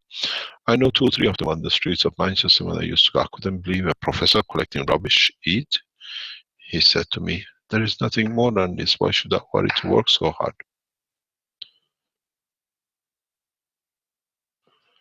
We were with Dr. Klaus a couple of weeks ago in Rome. After the conference, we decided to take the children for a walk. We went to Rome. We landed near the Vatican. And as we were going to the Vatican, the most richest house in the world, you walk, you'll see people leaving cardboard boxes on the fringes and inside the Vatican City. And they're very proud they're collecting billions and putting people on the street in the cold to sleep in the boxes. Where is the soul of the man? What I call is for man to understand, is trapped within the physical structure of the physicality, where in fact does not mean that you have to give everything to the poor, because then they don't, but you have to understand not having the physical wealth makes you think, and that thinking makes you wise, not in a financial term, but becoming closer to your soul to understand the physicality and the life, the way we live, is not worth living for. Many times I've said, I'm ashamed to be in the body of the man, because it means you have to absorb so many lies and still stand with your face in front of it as you haven't heard. God calling. Next time, sir. I was told the master is coming, so he's trying to get in. We're trying to stop. Next question. Mr. Keshe? Yes? Do you hear me okay? Who's speaking? This is Justin from Quebec. Justin? Yes, remember me? How many times? Depends what's the surprise this time. Okay. So my question tonight is about, in the previous workshop, you talk about the psychosomatic, and you were somehow pointing that it was from the emotional side, but the root of the word is from soma, which means illness, and psycho, which means soul. And would you explain to us how you see the difference between the soul and the emotion? Many times we explain. Emotion is, many times I have explained, emotion is the filter for the strength of the soul. How would you like to have it? You want to put a filter to look blue, it'll look blue. You put a filter to be black, it'll be black. It's what you absorb in what spectrum which changes the position of the physicality through the emotion. If the man learns a very simple system of transformation of the energy, as we discussed before, to matter, you can make your emotion through your own understanding that any position you decide, be it the palm of your hand or a point on the table, to produce what you wish. Because it's you who's the filter, not necessarily standing in front where the eye sits. Man, if he learns in time how to use the structure of his brain in production of materials, man will soon learn, depending looking on the left or the right, or be it behind you, you can produce different materials according to the strength of the filtering which he created. So your emotion is a filter in what to manifest in physicality, using the strength of the, what I call the soul of the man. That's as simple as that. It's you who's got to find out where the light comes and what filter you want on it. It's a very, very interesting point. I'm going to share something here you will understand. Man has never understood this.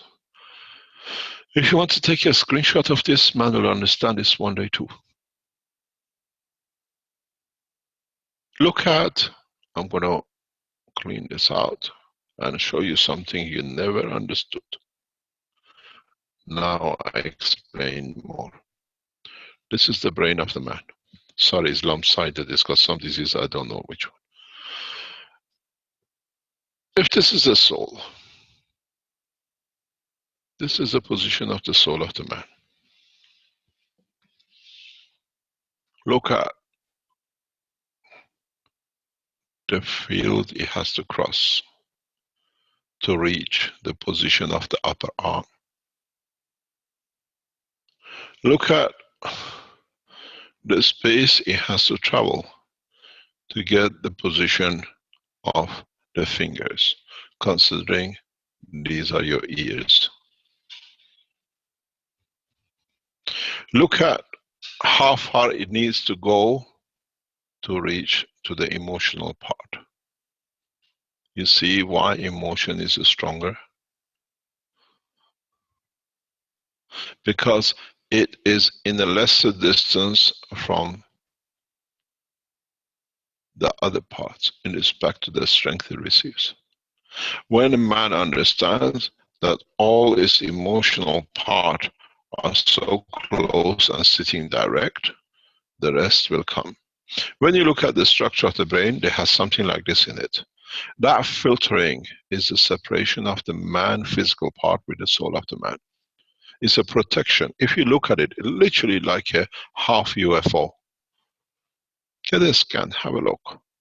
So what you understand is the shape of the physicality, because your arms and legs are somewhere here, has exchanged the radiation of the fields to the further distance to the control of the position within the structure of the brain. So what your filter does is very simple.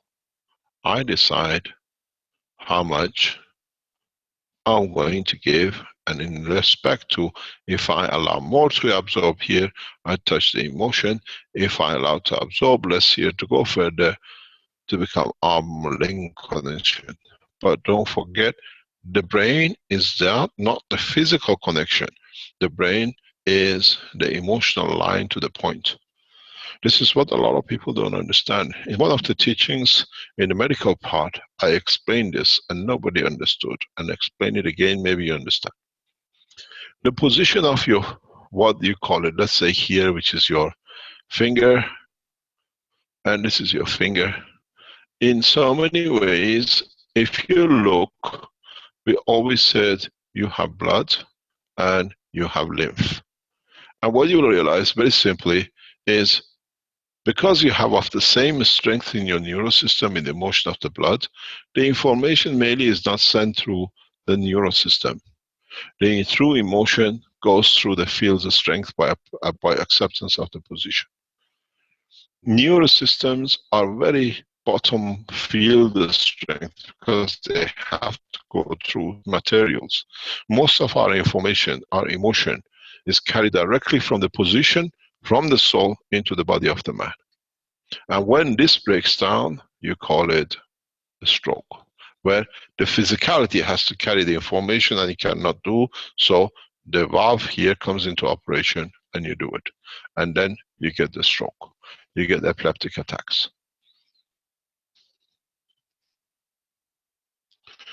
So it's you who got to decide what filters you want to produce here.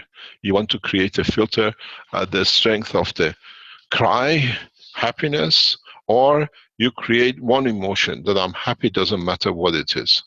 And then you find out you behave different. Okay. Now. Second question costs money from now on. How much?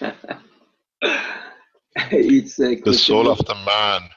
The soul of the man to be enlightened. This is a question about the emotion. Yes. I just wonder. Wait 1 second. I have Caroline asking a question. What do you want? Yes. Okay. Good.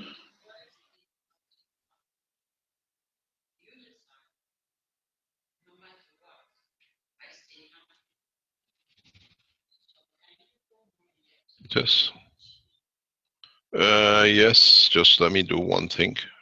I have to give a message.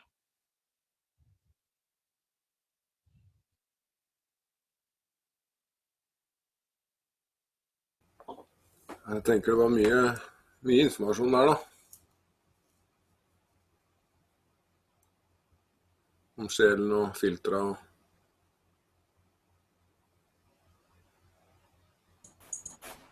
Ja. Litt å tygge på. Ja, litt å tygge på. Litt å diskutere, kanskje. Hvis det noen som skjønner noe av det, da. Eller hvis de ikke skjønner noe av det, om vi... Ja, jeg vet ikke om jeg har noen forståelse å legge til. Det var ganske klart forklart, da, selv om det mye streker på tavla. Det I hvert fall ingen tvil om at det her med gode, positive emosjoner kan gjøre underverker på en hvilken som helst situasjon, egentlig. Så det synes jeg en sånn fin tanke med det, da. Blomster den emosjonelle kroppen litt. Det jo fint. Emosjonere seg selv, kanskje. Ja. Da. I går så gjorde jeg et veldig artig forsøk. Jeg hadde for noen år tilbake så var jeg og gjorde litt research på baptistkirka i Levanger, her oppe I Nord-Trøndelag.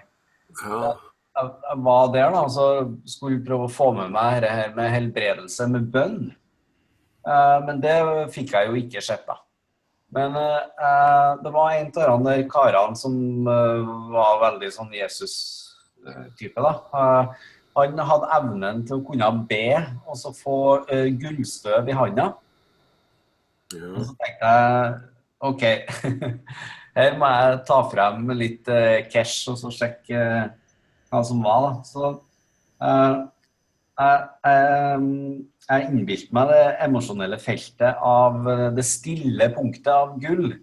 Ikke energien av gull, men altså den her plasmaen, eller det her nullpunktet da, av gull.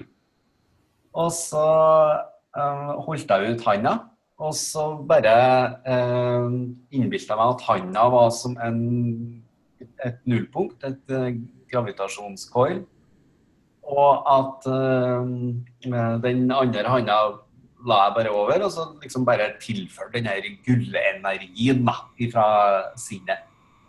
Og da faktisk så oppstod det noen sånne små prikker med sånn gult korn som glitrer I handa. Ja.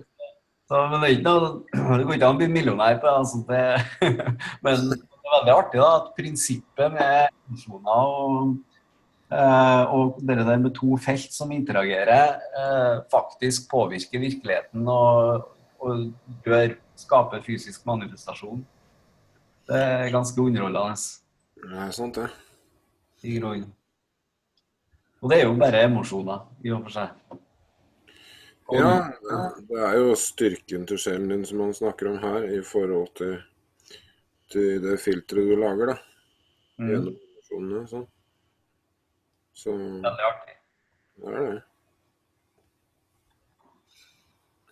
Ja, det å kunne bruke det til noe, jeg holdt på å si fornuftig. Ja, det jo det. Jeg har et par spørsmål om, det mulig at vi må ta det etterpå, men det noen spørsmål om det noen av dere som vet hvordan man lager en hybrid magravgenerator. Kan jeg egentlig svare nei på med en gang. Altså, vi har jo vært gjennom den prosessen der hvor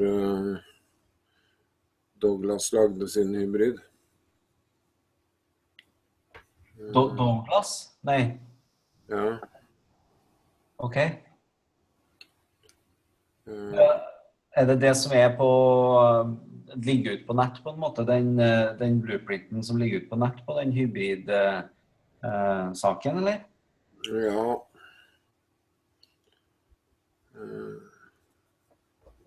Jeg ikke helt sikker på, for det ligger vel flere der ute, men ja, nei, jeg har veldig lite greie på det, altså, for det har liksom aldri vært energiproduseringsbiten som har vært den store interessen. Nei.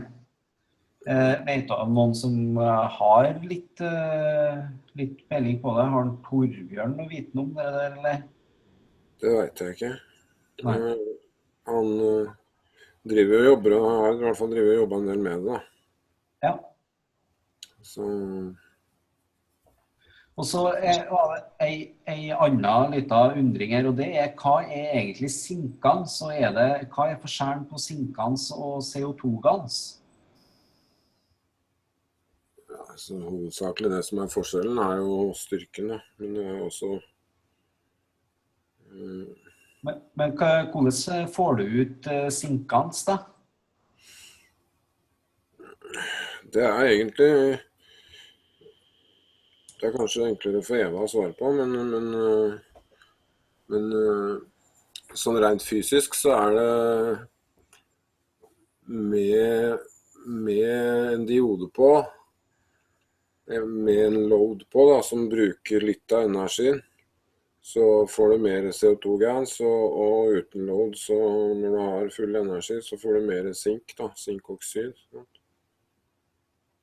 Ok, for at når jeg lager min plasma, så har ikke jeg tilfører ikke noe strøm på den sinkplata, eller på den sinkplata. Det trenger du ikke. Nei, men da får jeg vanlig CO2-gans, ikke sant? Ja, det kommer an på om du bruker diode eller ikke. Hvis du ikke bruker noen diode på, så får du hovedsakelig zink. Men hva diode da? Det en forbruker, det trenger ikke være en diode, det kan være en PC-vifte eller hva som helst som imellom der, som krever en viss mengde energi, da, kan du si. Sånn som en diode, det noe som lyser når du setter strøm på det, for eksempel. Da. Ja, ok. Det bare å ha en lyspære mellom dere her kobbertrådene. Ja. Vi bruker bare en sånn liten leddpære. Ja, ikke sant? Mm. Den var skikkelig fin, den der, nærmest det her spaceshipet du hadde laget, Eva. Den var magisk. Vi fikk se bilder av den på forrige gangen, om det var 2 ganger siden. Hva var det for den? Adolf, sikkert. Nei, var det den med kulene? Ja, den med kulene, ja. Ja. Var det en spaceship, eller var det... Altså, det jo en star formation, som jeg har laget med 4 PC-vifter. Ok. Så det 1 kule på hver PC-vifte, hvor jeg har gans i. Ja. Tøft. Men hvordan virkning får du ut av det der? Altså, det ikke noe sånn, det ikke sånn strømsparer eller noe sånt, hvis det det du tenker på, men det blir jo felter da, så man kan jo merke dem. Ja, ikke sant?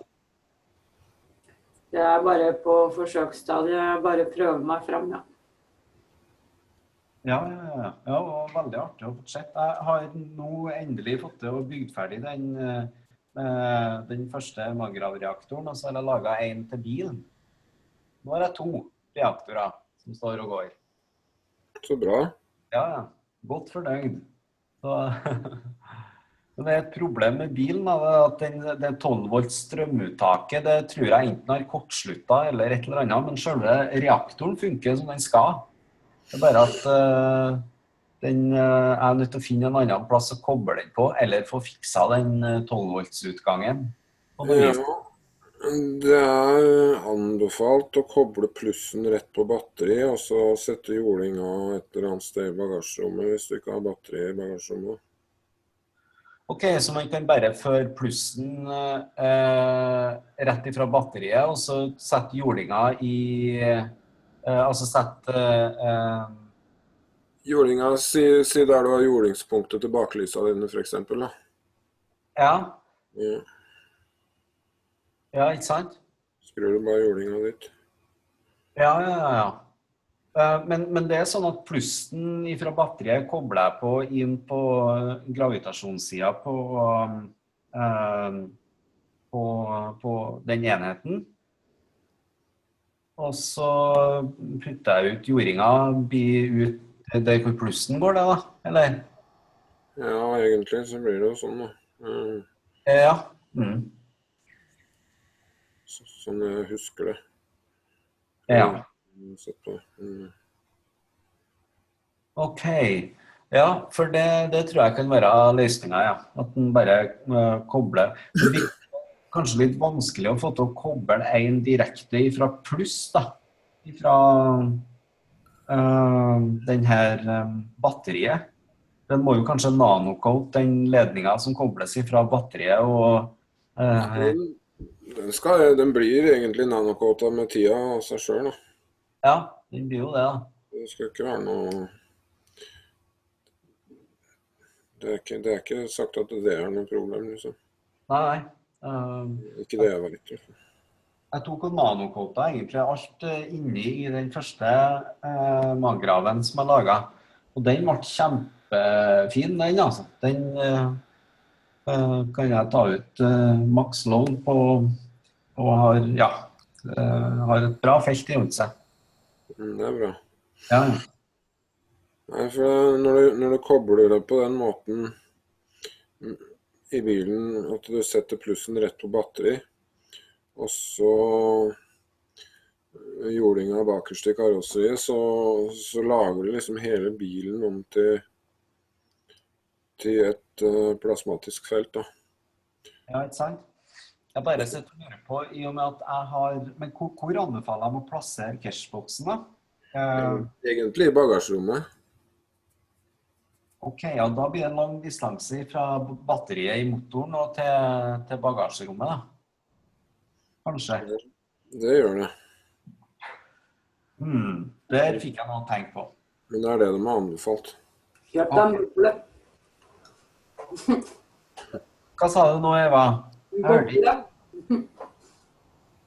En tur til. En sånn boblebil, vært sånn... Ja. Ja, jeg har en batteri bak, har den ikke da? Det er sant. Den bilen min er en svær kassebil. Men jeg tror jeg skal klare å finne en løsning på det der. Jeg bare får grubla litt på det, så skal det dukke opp noe, altså. Tror jeg. Eller sier jeg. Det er i hvert fall det som er anbefalt plassering av den boksen, da. Det er i bagasjerommet på en personbil i hvert fall, da. Ja. Jo lenger bak, jo bedre. Ja, ikke sant? Det er vel bare å trekke ledninger, da. Ja, selvfølgelig. Men hvis han har stor kassebil på 7 meter lengde, så blir det mye ledning, da. Ja. Ja. Nei, men det blir et interessant prosjekt. Ja, den skal ikke ha så mye strøm for å fungere en sånn maggrav, da. Nei, den skal jo ikke det, da. For jeg hadde egentlig bare laget et sånt 12-volts uttak, og tenkt å ha det egentlig bare koble rett i bilen, men det begynte å gniste litt da, når jeg puttet den rett inni, og så døde selve det 12-volts uttaket etterpå, så jeg tror kanskje det ble litt, at det ble en liten, kortslutning der inne, eller et eller annet, jeg aner ikke. Ja, det kan mulig du tok sikringen, da. Ja, det er det jeg trodde, men jeg sjekket sikringene i dag, men de er heil, dem altså. Det er ikke noe feil der, så jeg lurer litt på det. Jeg har ikke helt kommet til bunns i det. Det kommer vel etter hvert. Ja, det er ettersom man har lyst til å se på det. Ja. Hvis man har lyst, så finner man ut av det, og hvis man ikke har så lyst, så blir det gjerne værende der. Ikke sant. Ja. Men akkurat nå så setter jeg veldig og grubler på den her med den hybriden, for den har vært veldig artig å fått sett litt på. Torbjørn har vel laget en som... Nå har vi logget på 2 enheter, Geir, så det er skikkelig ekko. Sånn, jeg har tatt den ene. Ja. Torbjørn har vel laget en, men han prøver vel å gjøre om den fra 110 volt til 220 volt. Om han har fått den ferdig når det vet jeg ikke. Nei, jeg vet ikke om han har fått den til å virke, eller. Sånn produserer strøm som man kan bruke. Men jeg har jo ikke snakket med den på lenge, så jeg vet ikke.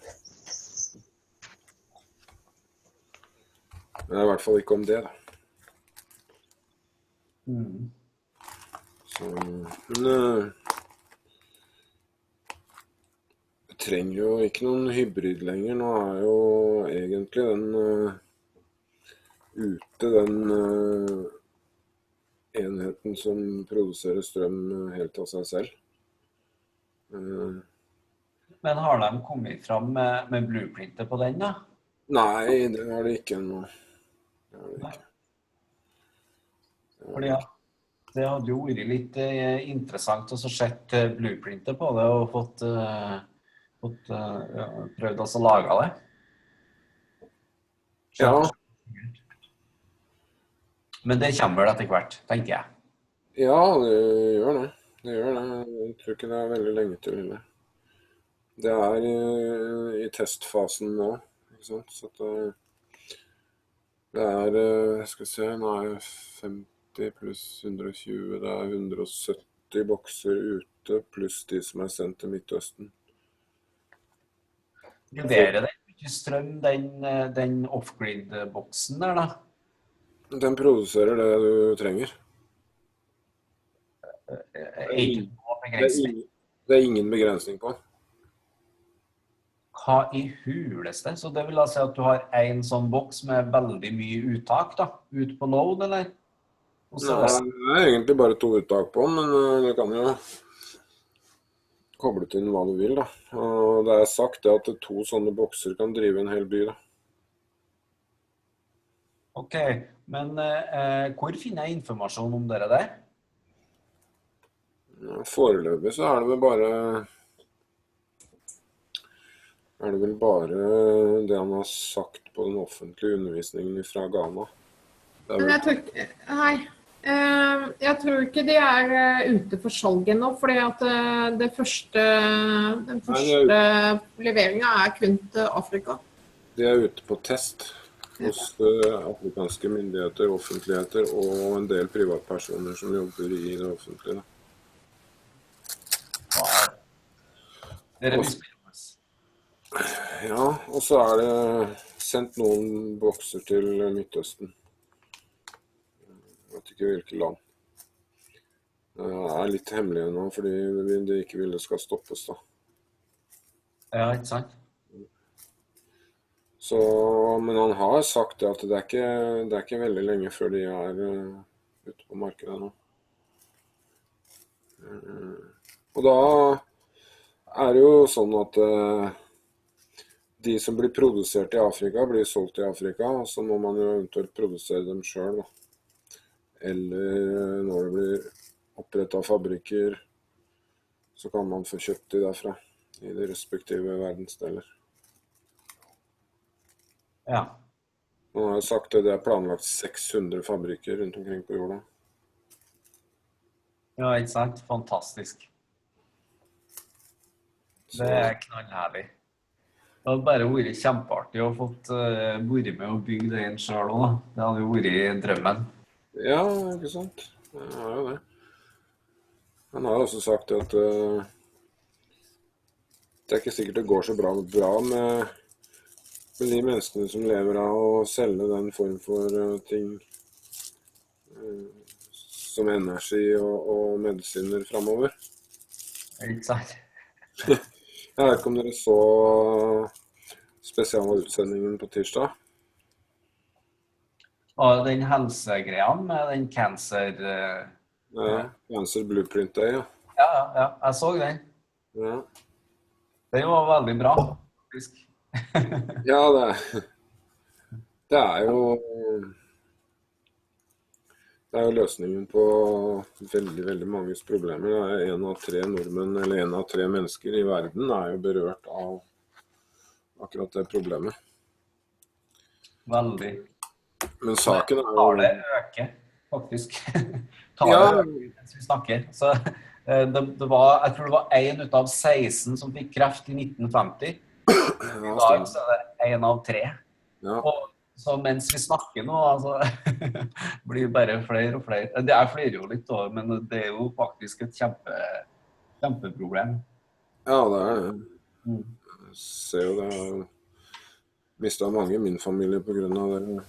Nå har vi fått løsningen på det, så nå trenger jo ingen å dø av kreft lenger. Rett og slett ikke. Det bare å spre det glade budskap til kreti og pleti, altså. Sant. Så, ja. Det jo liksom sånn at man blir jo litt glad når man vet det. Ja, klart. Men det jeg skulle til å si, det det at det jo ikke, nå det kreft, det testet og utprøvd på, men det bare kombinasjonen av de forskjellige gansene, hvordan du kombinerer de, altså, hvilken du blander i først, hvem du blander i mest av, som bestemmer hvilken sykdom det egentlig går på. Så at det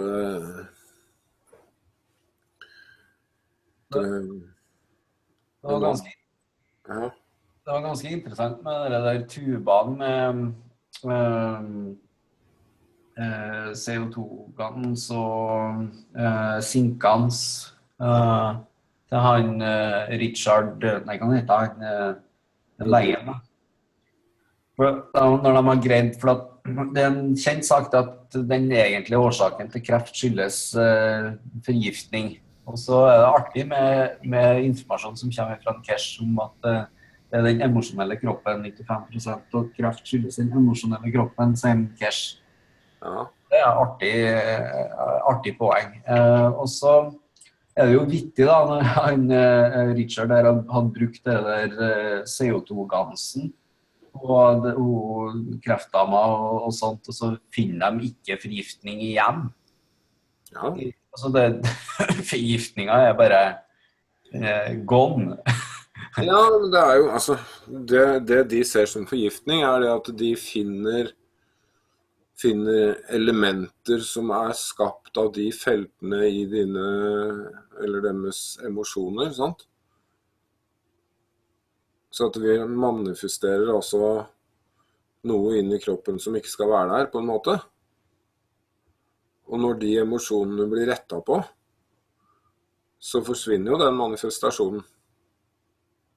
Ja, det helt magisk. Ja, det jo det. Det virker magisk, men ja. Så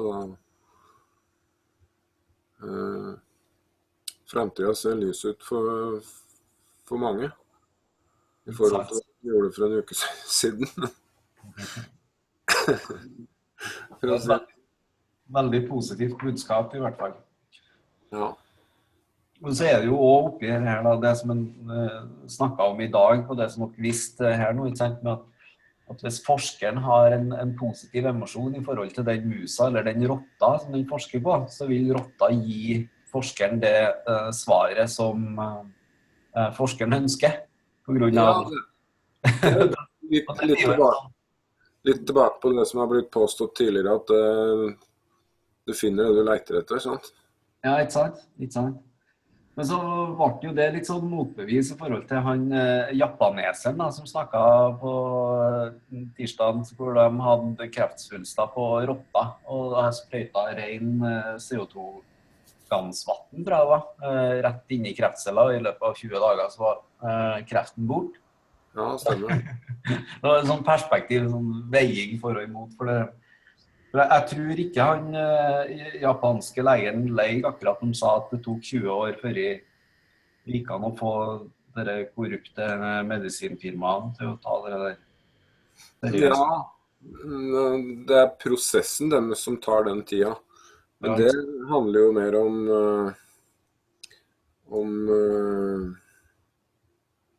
at de ikke vil finne ut av det.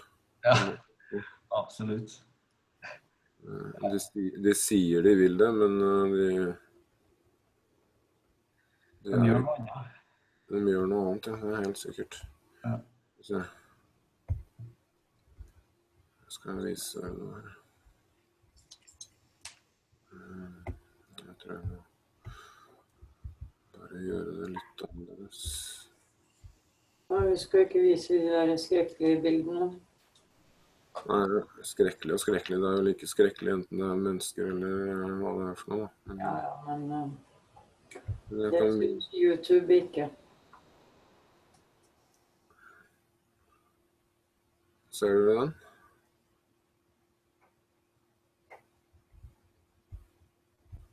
Ja, men prøv å gjøre den stor, da. Så slipper vi å se resten av skjermen din. Jeg får ikke større. Ok. Det bare screenshots. Så. Det en stakkars mus da. Eller det egentlig 2 mus da. Disse ble friske igjen, men denne her hadde svulst som minte mye om den puppen til den dama. Så der ser dere at den ikke ferdig grodd ennå, og tar tid.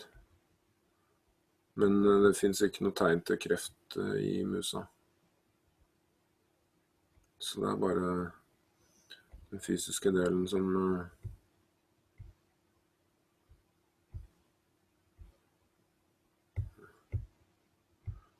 jeg tror ikke jeg tok ned noen flere bilder av det. Jo, der det. Der det en annen mus som har blitt injisert.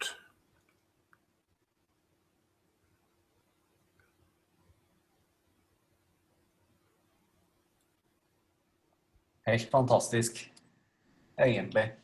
Ja, det det. Ja. Stakkars mus og sjelen hennes, men her ser dere jo effektiviteten da. Det de blå, og det antallet immunceller,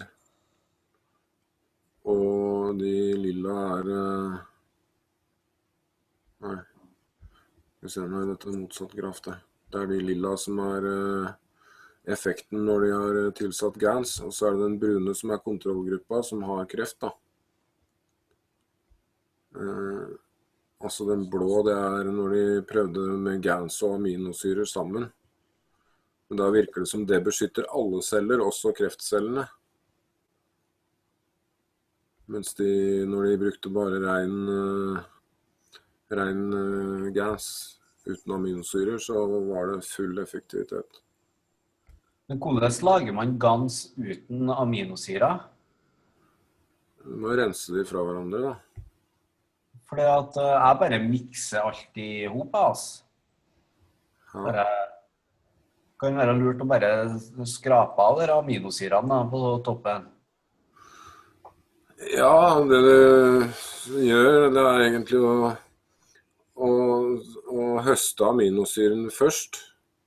Og så bruker du en sprøyte, og så med en slange på eller noe, og så suger du opp gansen fra bånd, så du slipper å få aminosyre i gansen din, for den ligger på toppen, sant? Eller du kan lage et oppsett hvor du har sånn at du kan tappe det fra bånd. Ja. Ja, ser du det? Altså, dere tar ut det som ligger på botten, sånn når jeg på morgenen da, når jeg kommer inn til rommet der hvor jeg har gansen, så da ligger det jo gans da på botten, og så bare tar dere og super opp det. Ja. Sprøyta. Ja. Ok. Ja, det var kanskje lurt. Det går vel an å helle alt opp i en flaske, og så bare tapper ut i båndet, gjør det ikke det? Jo, det gjør det. Nå må du la det sitte en stund nå. Selvfølgelig. Så det kan man gjøre. Man kan bare sette på som tappedings på en flaske og snu den opp ned, ikke sant? Så samler aminosyra seg på toppen, og så har vi gansen i bånd. Ja. Ja, det må prøves. Så. Men hva bruker dere egentlig dere aminosyrene som dere renser av på toppen da? Hva kan dere bruke det til? Det litt forskjellig. Kan bruke det til mat, for eksempel. Ja, og hvordan gjør dere det? Ja.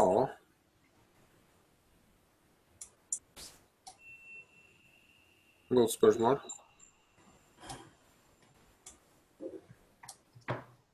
Ja. Hvis du lager oppsettet ditt i for eksempel en brusflaske, og så limer du fast en slangebit her. Ja. Og så knekker du bare slangebiten og snurrer den sammen med kobbertråd eller noe sånt, så du ikke får det til å renne ut, ikke sant? Så har du platene dine inni her.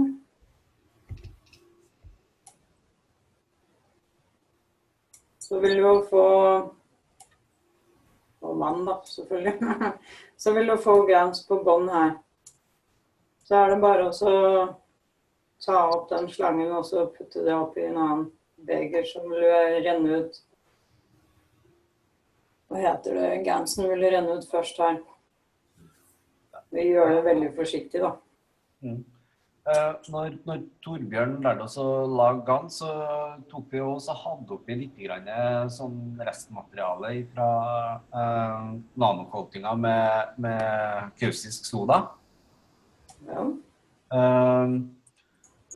Men jeg tenker at den kaustisk sodaen, den kan jo fort legge seg litt på bottene der. Kanskje? Ja, men du må jo rense dette etterpå da. Ja, det må den. Men må jeg da ha inn mer kaustisk soda etter hver gang jeg tapper ut av gansen? Ja, hvis du ikke heller tilbake det vannet du tok ut gansen sammen med. Så du har det i glasset ditt her da. Du må jo erstatte det. Putta i gansen i det glasset der, det du har tappet ut her. Så vil det jo båndfalle. Ikke sant? Så kan du jo ta resten av vannet, det vannet som her, og putte oppi der igjen. Ja, ikke sant? Sånn, ja.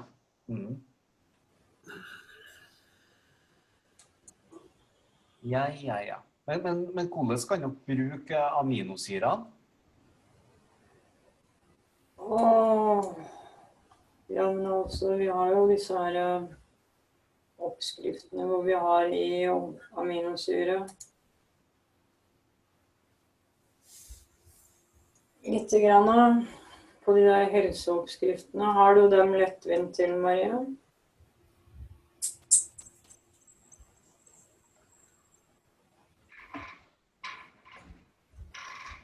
Nei. Har du Facebook? Den der bildet... Det går veldig trekt her. Jeg skal se om jeg finner det. Okay.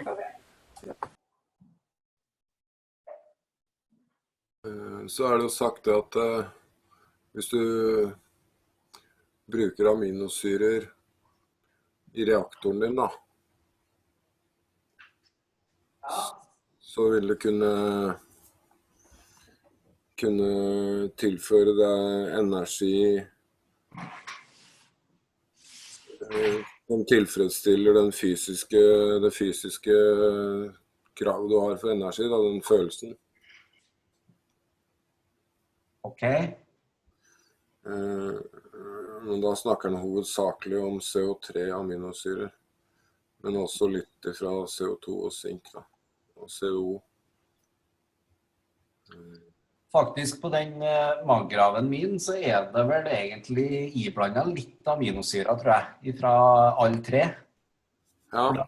Jeg skjærte ikke ut aminosyrene på en måte, når jeg laget den gansen.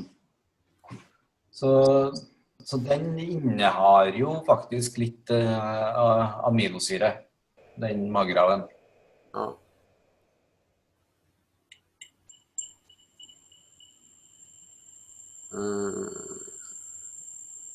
Som for eksempel her da. Her bruker du aminosyren. Det den delen der. Ja, når du har innvendige skader for eksempel. Når du har brekte bein. Men ikke på hodet hjerneskader.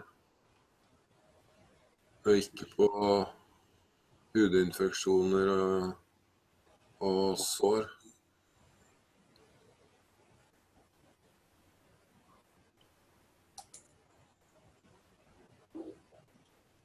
Så når du lager øyedråper, så bruker du også aminosyrer.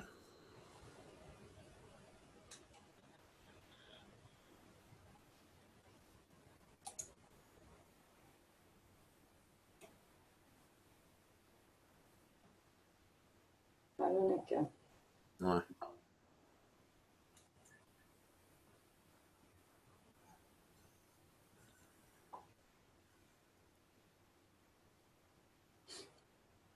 Men det sagt at en dråpe aminosyre i det plasmavannet vi blander for å få energi, da, så skal det egentlig være nok til å gi deg den fysiske tilfredsstillelsen av å ha fått den energien du trenger. Da. Dette gjenstår å prøves for oss nordmenn i hvert fall. Jeg vet Eva har laget noen food patches og sånn. Ja. Vi spiser fremdeles brødskiver også. Men hva heter det? Dr. Roderigo snakker om det i den som var i går. Ja. Der forklarer han også om det, så den verdt å se igjen. Skal vi se. Det litt vanskelig å forstå han meksikaneren, men han meget dyktig lege, og det han sier veldig viktig, så hvis dere har problemer med å forstå hva han sier, så driver vi nå og tekster det. Så forhåpentligvis så skulle vi jo vært ferdig før en offentlig undervisning her i morgen tidlig, men det vi dessverre ikke, har vi ikke kapasitet til. Så den blir nok kanskje ikke før til helga med tekst.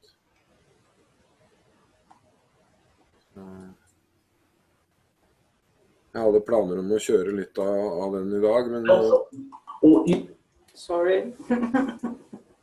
Jeg har ikke fått ferdig noen hele segmenter som, fordi vi tekster bare 10 minutters biter hver, og det bare noen få som var ferdige, og av de så det bare et par som kontrollert, og det passer liksom ikke sammen med noe av det som jeg hadde tenkt å sende. Så det ble dessverre ikke noe av.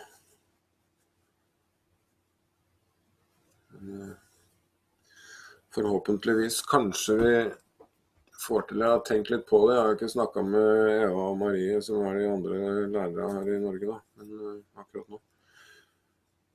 Men om vi greier å få til en spesialsending, jeg må også be om tillatelse til det fra Keshe Foundation sentralt.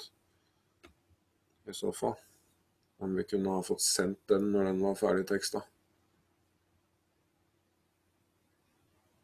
Sånn en dag utenfor den vanlige onsdagen da.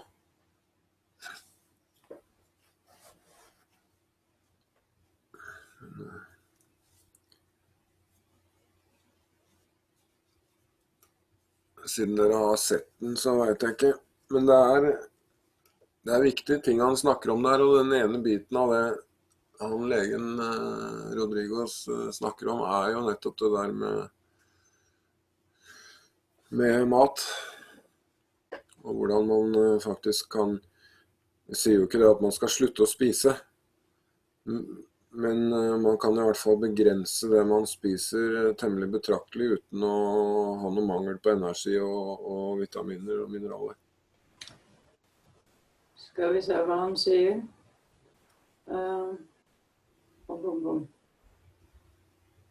Du tar food gases i en patch, og den har du på ryggen i mageområdet, og så har du en CO2-patch på framsida, og den skal være, han bruker alt mer eller mindre størrelsesforholdet 3:1, så CO2. Ryggpatchen som 3 da? Nei. Nei. Det motsatt da? Ja. Ok. Det det han sier her I hvert fall. Ok. Det motsatt av det som for de andre patchene da? Ja, det kommer, jeg vet ikke. Ja. Der det vel, Men det vel bare å prøve seg frem nå. Det 2 sett med patcher. Så, food patch og CO2 patch. Så da tar du food gas I den ene, og så CO2 I den andre.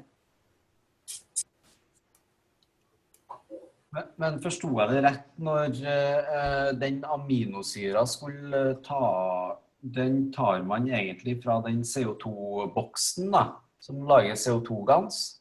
Ja, Du har jo aminosyre på mange ting. Ja.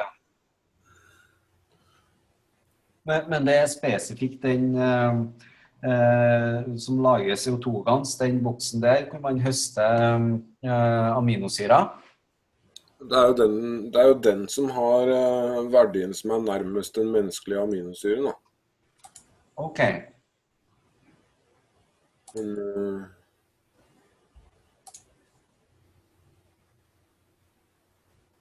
Men det sånn som jeg husker det, det så lenge siden vi var borte det der, men sånn som jeg husker det, så var det en dråpe fra hver av de 3 hovedgansene, var det ikke det, Eva? Eller det jeg som husker helt gærent? Ja. Altså, prøv stor patch på ryggen. Hva var det du sa, Willy? Når det gjaldt de aminosyrene? Ja. Hvilke aminosyrer? Nei. Jeg kan ikke svare 100 på det. Jeg har bare prøvd meg frem, ja. Ja, altså du får jo ikke gjort noe gærent uansett, men sånn som det på de andre oppskriftene I hvert fall, så det jo og sånn som jeg husker Caroline sa det, så var det en dråpe aminosyre fra alle 3, var det ikke det? Jeg skal ikke si at det 100% sikkert. Sånn har jeg laget mine I hvert fall. Utrolig bra. Og hva har du oppi deran der da? Ja, men dette første forsøket, men det var bare for å vise størrelsesforholdet jeg hadde brukt liksom, kind of. Men her har jeg faktisk food gas I begge 2, men Dr. Roderico råder oss til å bruke CO2 I den ene og food gas I den andre. Og food gas, ja det gansen fra mat, ja, stemmer det. Ja. Matgans. Men hvor får du kjøpt dere der plastikken der da? Ja, men dette sånn, du vet, sånn vakuumpakke som du bruker til å pakke mat I. Ok.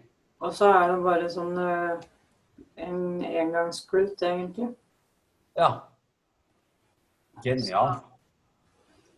Ja, dette får man ganske billig på, du vet, kirken for alle oss nordmenn og svensker som holder på med Keshe-teknologi, så det jo biltema.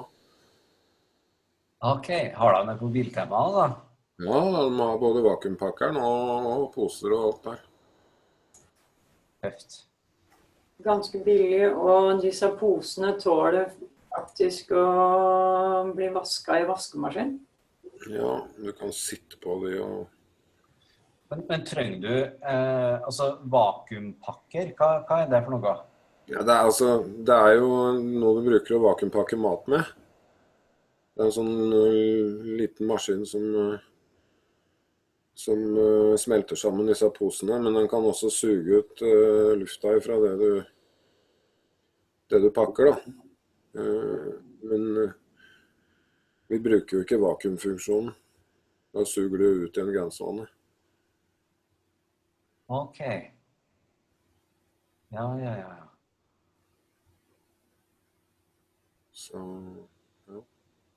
ja. Men har du kjent noen virkning til det der, Eva? Eller har du brukt dem? Ja, jeg har brukt dem litt grann, men det kan bli bedre. Det kan bli bedre. Så jeg i forskningsforløpet. Men jeg ga det vekk et sett til en som var her på ferie, og han skulle reise tilbake til Danmark og det var busstur til Danmark. Så han skulle sitte i mange timer, og han synes de virket veldig bra. Så litt hjelper de, men vi spiser jo stadig vekk da, så vi er ikke helt der. Ja, men det er jo godt med litt mat da. Det er jo ikke... Ja, det er jo det største problemet. For det første så er det jo vanen med å spise. For det andre er det jo den der følelsen man faktisk har når man spiser, som man har blitt så glad i. Den med smaken og... Sulten.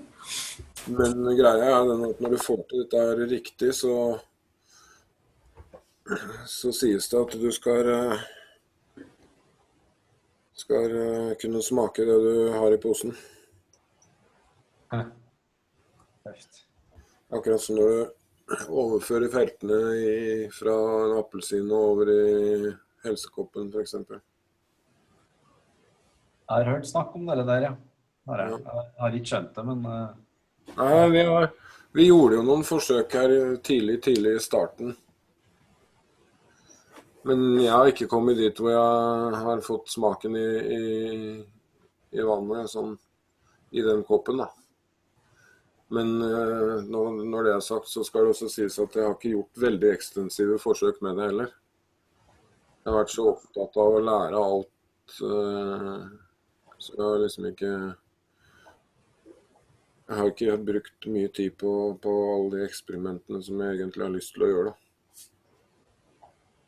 Det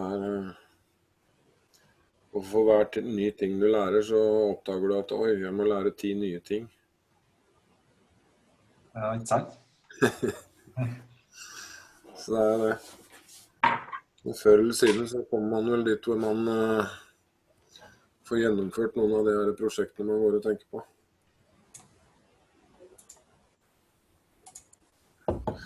Men så lenge man har kastet seg på den der transcriber-båten, så blir det ikke så mye tid til noe annet, for vi er ikke mange nok.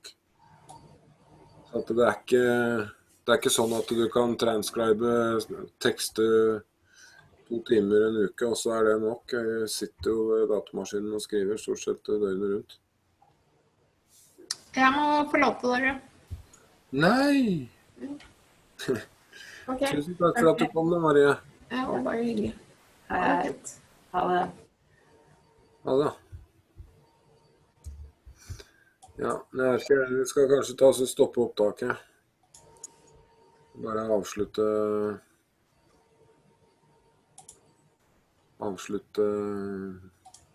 klassen. Ja, vent litt da, så skal jeg finne det. Ja.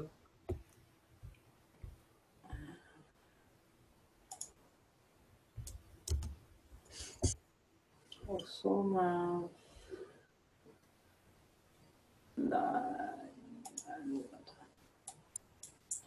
jeg satt bare her og prøvde å finne en tekst til gutta. Ja, jeg skjønner. Vi kan jo få lov til å se den. Bare avslutte. Ser du navn? Ja. Ok. Det gjør jeg. Ja, men da skal jeg si tusen takk for at dere kom til denne norske offentlige undervisningen fra Keshe Foundation Spaceship Institute, onsdag den 19. april 2017, med nyheter og undervisning fra den offentlige engelske undervisningen fra forrige torsdag, nummer 167. Det var vel for øvrig den 13. april, var det det? Ja, det spiller noe ingen rolle. Tusen takk, alle sammen.